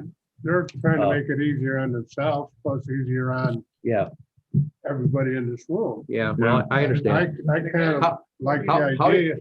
do you handle then, for example, the deck, the addition, whatever was going on in that lake property up on the north end a few years ago? the neighbors said they're blocking our view of the lake, et cetera, et cetera, et cetera. You give them a permit to do it. For example, how is that going to be addressed in this PUD? Does the board have to approve this before something like that's done? Okay, so any remonstrance or something like that comes to you guys? You Yeah. guys- Yeah. No, I get what you're saying, yeah. Yeah, there's language in the PUD that says, you know, that each application has to be accompanied by a letter approving the improvement. So we'll sort out any of that type of stuff. One thing to note that was important to us that we really wanted to get into the PUD so that it didn't really, there's kind of been over the years is those lakefront outlots and specifically buildings down there. On those outlots as of today, I believe there are 4 buildings that are actually on foundations down there, you know, little boathouses or, you know, shed, you know, kind of shed type things. And then there's obviously kind of snuck down there over the years, a lot of just temporary sheds. And the way that we wrote it into the PUD as the board is that any shed that's down there today cannot be repaired or altered. And so they will slowly disappear as they fall, you know, as they kind of wear out. And that basically the only thing that will be left down there is anything that's on a permanent foundation. And so we very much value keeping those lots clear of clutter. And so we're trying to kind of permanently get that into the PUD. So it's not something that can be debated inside of the ministry anymore. I have to tell you that having the sanitary sewer line on one of these documents would be fantastic. So if that can happen, that would be great. But you know, this is, as my predecessor would say, this is a resort community, and you know, it's totally up to your board, but to have somebody be able to put their stuff away down by the lake on that outlot, they're paying taxes on it. I got to tell you, I think you're missing an opportunity to do something nice down there. Whether it be a permanent gazebo or a nice, you know, building, maybe some minimum sizes for things like that. I just, I understand the walking path better than anybody in this room. But those outlots, not having other uses that are useful seems a bit, I'm just not sure. I'm not sure that's the best decision, but it's not mine to make. We certainly appreciate that. Thank you.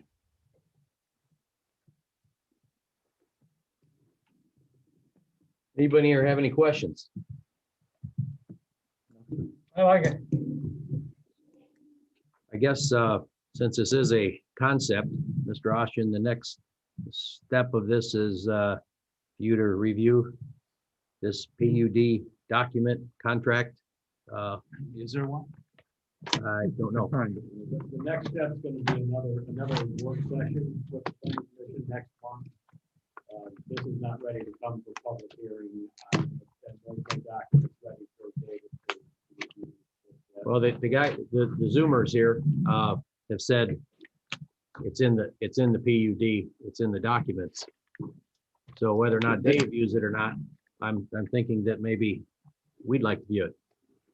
Yeah, there is a narrative document that John created. This is what we've been looking at is obviously just the exhibit referenced in the document, but that document obviously has a lot of stuff that you guys are going to like to read. Yeah, no matter what Mr. Turinga thinks, some of us have some expanded background, so we know what we're looking at sometimes, and we know what we're talking about.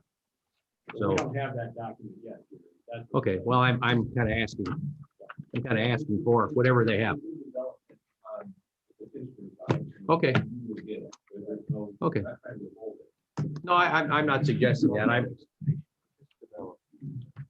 I mean, these guys have said it's, you know, so. Is there, I know that Jerry asked this question of you when you came up, Jack, but is there any plans for any type of stormwater improvements for those north 5 or 6 more lots there to be built on. So.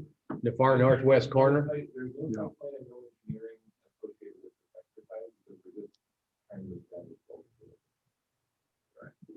But I mean, by establishing your bulk standards here, you're showing 1, 2, 3, 4, 5. There's like 6, 7 new lots. Those lots are totally upright. Correct. They, so technically they could be built. Don't know. They're not like the rest of the lots, Tim, is what he's saying. Those are standalone lots of record. Well, I understand they're lots, but I just was wondering if there is any stormwater improvements planned on being done. I think that's a reasonable question, but that would, if somebody put forward building permit, now road extended, then that would need to be. Right. I just Part of wanted to that. know. Well, hold on. Yeah, hold on though, because what he's talking about is not the north end.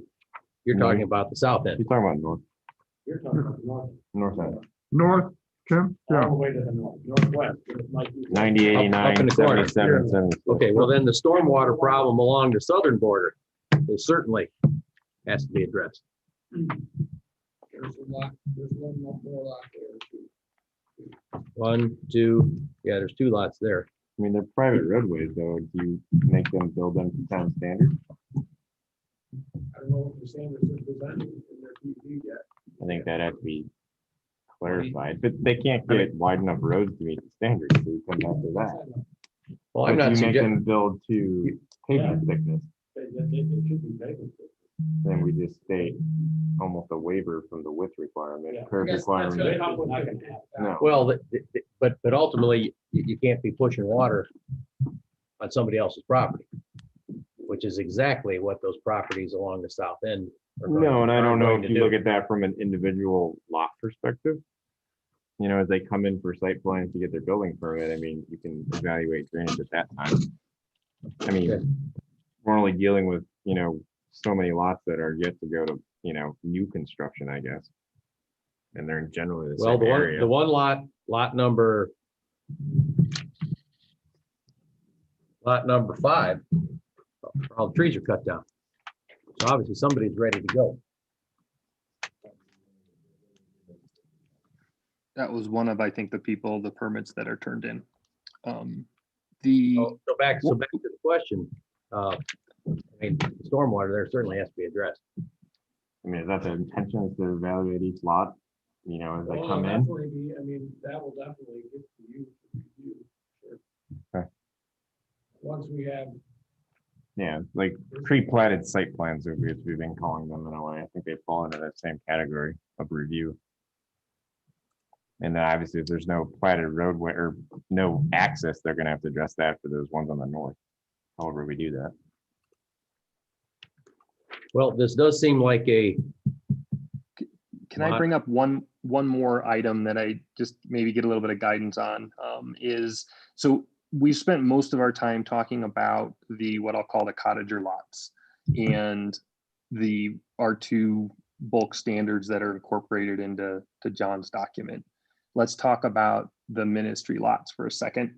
You know, and so what we were trying to do here, and there's probably better, I'll turn this over to John, but is we incorporated several zone districts in the PUD that would be allowed uses for the ministry owned lots. That would allow for obviously different uses down the road, you know, where you know, we don't have to come in and ask for a variance if we want to build a multi-purpose building. We would have to come in and get, you know, permits and all the planning involved and engineering involved in doing that, but the PUD would allow it from a use standpoint. And so I kind of, John, you know, you want to talk for a second about kind of how you structured the ministry owned lots and the uses that would be allowed going forward. Yeah, so I don't want to get too far over our skis on this because I know that the commission members do not have a copy of the document. I know that Mr. Austin does not have a copy of the document. But in essence, what we're attempting to do is similar to the cottager lots, and that is incorporate these bulk standards or these zoning designation permitted uses into the planned unit development, so that the town of Cedar Lake has an understanding of what they are allowing or saying is a permissible use for the ministry grounds. And the ministry itself has an idea of what it is allowed to do or what its permitted uses are with its grounds. Now, that doesn't mean that they don't have to come in and apply for a building permit, get all those, get all the planning in place, the engineering in place, as Nate said. But that does give some clarity and a baseline as to what the permitted uses are. And it puts everyone on notice. I mean, not only the town of Cedar Lake and Cedar Lake Ministries, but it puts the world on notice of exactly what these permitted uses are. If you don't fall within that permitted use, either it's out of the box and it's denied, or you have to come in for a variance. And it is not Cedar Lake Ministries' intention to keep coming before the BZA and asking for a variance or a special exception here or there, or on an ongoing basis. I think that Cedar Lake Ministries owes it to the town of Cedar Lake for all of the goodwill that the town of Cedar Lake has shown to Cedar Lake Ministries to establish a baseline for its permitted uses, and not to bother the town of Cedar Lake with all of its various variances or applications for a special exception, etc. And so back to Nate's point, what the PUD attempts to do on the ministry side as well is to incorporate these zoning standards and these permissible uses into the document itself, so that everybody is of the same understanding of what is permitted as far as use goes on the ministry grounds. Okay, now with that said, you're talking about what we can see in front of us, the lodge, the dining hall, the auditorium, the candy cabin, all those things like that is what you're referring to. No. No. Okay, what are you referring to? The 40 Yes, sir. It does not. Oh, as far as the actual land, yes, yes. All right, let me I thought you back meant up. the uses. Hang on, one person at a time. Are you referring to the 40 acres now that is being used as you wish now? No. Okay, this is only the properties we can see in front of us. Again, the lodge, Yes. the auditorium, the dining hall, all those things. So that's so this is more along the PUD lines of guidelines for the business part of this. Yes. Okay. Well, I mean, those are your terms. I'm not going to say it's the business side of this. I think that's Okay, well, that's a pretty coarse way of saying it. Let me get more specific. Your PUD document, for example, would say you can have concerts at the dining hall and outdoor Christmas lights events certain times of the year. Is that accurate to say? No, that's not accurate to say. We would not be that specific. We would rather incorporate the language from the town of Cedar Lake's ordinances with respect to specific zoning designations, and those permissible uses would then be incorporated by that reference as standard designated zoning for the planned unit development and the ministry side. So for an example, this zoning that you're talking about would apply to the White Lodge. Is that what you're saying? It would apply to what we have defined as the outlots owned by Cedar Lake Ministries as an entity. That's correct. Okay, so Outlot 8, for example, isn't that a big ravine? Well, you can ask your question. I think that the exhibit and the lot speaks for itself. You've been out there and you know it well enough to know the answer to that question. Well, I'm trying to figure out where the campground fits in here, where the public the marina is, the ministry's marina. I'm trying to figure out where this stuff fits in your PUD that you're talking about. So the PUD lists the outlots that are, it's hard to use the term outlot. Jack and I have talked about this because we call all those lakefront resident ones outlots, but then we also call, but let's just say the ministry owned outlots that the ministry uses as its camps and things like that. Those are the ones we're talking about. And so in the PUD document, those lots are listed. Those lots are then listed off varying Cedar Lake ordinances that would apply to those tracts of land. So for example, Outlot 4, which has the White Lodge on it, would have its own list of uses. Correct, along with all of the other outlots with the same uses. I see. I mean, ultimately, you can't use them all for the same thing, but you could use them. Yeah, I understand. Okay. Yeah, and so we would list all of them and then list all the uses that could be put on them. Obviously, the uses that we have today would be incorporated in the list that we have. We wouldn't want to, have a use that we didn't say was allowed in the PUD, but it would also list, anything else that was in those ordinances would also be allowed on the outlot land.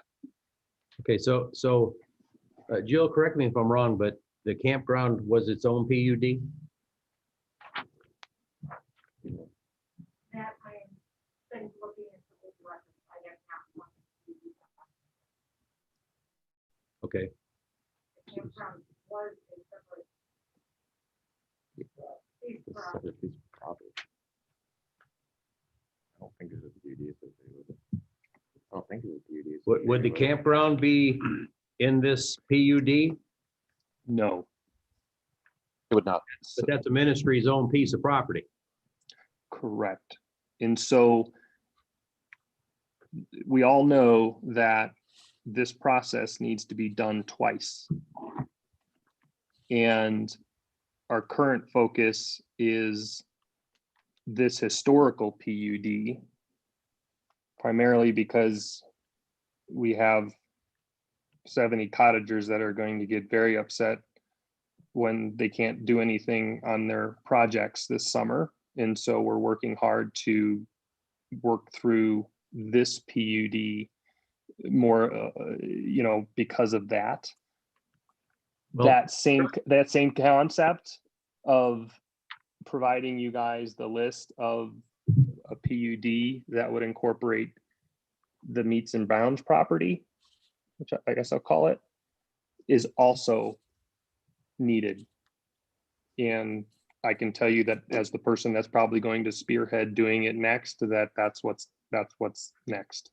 Well, trust me, I understand. And I'd like to thank whoever's been sharing my phone number with some of your cottagers, because I've been in correspondence with quite a few of them for exactly that reason.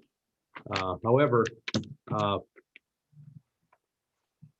I get what you want to do here, and I don't think so far what I see has any, I can't see anything particularly wrong with this.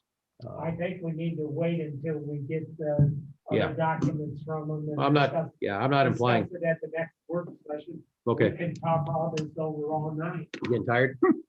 Okay, all right, Bob's getting tired. Mr. Austin? We seem to be missing some records around here. There needs to be a search, a full court press on our records. Sometimes stuff turns up, Dave. It just turns up. Archives. I mean, these are things that happen in public in this room. When I was on the storm, Ordinances and PUDs and discussions about it. We don't have that original. It was a recorded Mylar. It's at Lake County. I don't know, Jack, did you search at the county? somebody, That's Jack. part of our frustration. I mean, that you can't produce the document. So a reasonable to be asked over. Yeah. And That's what we're asking for. I think, Baseline. I think when we were here about the zip line, this all started. Yeah. The climbing wall that was gonna be on 137. That's when all this started, this PUD and the lack of these documents, that's where all this started. And all those wheels were supposed to be in motion at that point, and then they weren't, and now they're, Yeah. upset because they can't get a building permit. We haven't seen you guys in over a year. Well, Sounds like it, yeah. We're here. cottagers have been keeping after them. They don't Quick, have I just want to make a point real quick. So, I gave so exact numbers, so- back in October of 2019, we came before you we came in getting approval to build a ropes course. It was not part of a planned unit development. It was not nearly as detailed as all of this. This has been a significant and exhaustive undertaking by myself, by Jack Holes, by Nate Peterson, who's on the line, by Jerry Tessarolo, who's in the room, Bob McCray, Sanusi Matua, Harry Beamer, Brent Knoll, who's also on Zoom tonight. This has been an exercise that is not apart. This was a significant task that we undertook, much more significant than the North Woods parcel, as it's been referred to tonight. This is something that stability and is a significant improvement from the last time we were before you in October of 2019. And unfortunately, in March, as we all know, COVID-19 hit, and that put everything that put everything for a loop. But I assure you that we have been persistent in our efforts to get this through, to get the board of directors for Cedar Lake Ministries to meet and have this be approved, and to allow us to move forward with this planned unit development. So I understand that that's been a couple minutes since the last time you've seen us, but we have done exhaustive work since that time, since October or December of 2019 until now. Yeah, well, I don't think there's a question about you guys didn't do this afternoon. I'm quite certain of that. So, does Okay, anybody, was Go good ahead. conversation. yeah, I think, does anybody have any questions they'd like to ask the Zoomers? No, we'll get you guys the draft of the zoning document, and look forward to conversation between now and then at the next work session. And we'll obviously have a lot more details to talk about then. Okay, We appreciate it, everybody. Thank you so much. Yeah, thank you. have a good night. All right, well, walking the right way, I think. You really don't want to put any buildings down by the lake or anything, huh? Wow. I like it. I like their theory for not wanting it. There's probably a difference between people who live there and people like board, but the board owns. Yep. Yes, but the cottagers paying the taxes. More is On not the always outlot. better. I like it. Well, 49% on the board is gotta be. My comment on the cottagers paying the taxes, I don't disagree, but they also get a lakefront lot for that. They get a pier, they get lakefront parties, picnics. they get a lake view. They get a lake view, absolutely. And it's honestly, in my, opinion, it's one of the prettier sections of lakefront on the lake because it doesn't have buildings on it. I agree. I understand your position. Yeah, I understand. Absolutely. I understand yours. Okay. I guess that concludes this item. Jerry, I appreciate your taking phone call. Try being the board president and living in number 34 on Hey, 2 weeks from today, you come here No, and I'll go there. All right, let's move on, Jerry. Let's go. Yeah. Okay. It's 10:30. All right. Let's rock and roll. Okay, we're gonna jump right to the update items. Rose Garden Estates water main extension. Don, is that all taken care of? I believe it is. Okay. The zoning ordinance amendments. You or Neil, yeah, I'm waiting for easement. Oh, so it's not Easement's taken ready. care of. I'm sorry, I think you were copied on it. I'll send it to you again. I was not. Okay, I'll send it to you again. You must have sent it to the other Dave off. I'll send it. Okay. All right, it's almost done. Zoning ordinance amendment. That's gonna, you can close, Mr. Everly. Mr. President, it depends on how much of this you want to listen to. If you want to do it now, I'll do it now. I've got six chapters, first six chapters. Some suggested changes to them. Let's not do it now. No. Let's not do it now. Yeah, Yeah. that's only six too many, Rick. Six too many for the night. Let's see, the planning commission rules and regulations. Yeah, that's a pretty easy one. Dave and I actually collaborated on planning commission rules and regulations when we were both at St. John. And we revised those rules and regulations and made them specific to Cedar Lake, and we're proposing that the planning commission consider and adopt those. I've got a copy of those here. I'll be happy to hand out. I won't go through them. I can hand out paper copies if you like, and we can, your rules and regulations amendment only takes a resolution, correct, David, at the next meeting, to adopt. We are proposing the same kinds of changes for the BZA, but the BZA, because its rules and regulations appear in the zoning ordinance, that's a little more complicated in terms of adopting. But yeah, we've got rules and regulations, and I'd be happy to hand them out and you can look at them. Okay, all right. Does that include quarterly visits for training? I'm sorry, say that. Quarterly visits, quarterly trips for training? Quarterly trips, I don't know. Okay, all right. You're smiling, so you're. All right. Not understanding. I'll hand those out. Okay. All right. Does anyone, item number 4 on these update items, and I'll get to anybody who has their own thing. The YMCA withdrawal of their petition. Has anyone not seen or not know about this? Anybody? Anybody? Okay.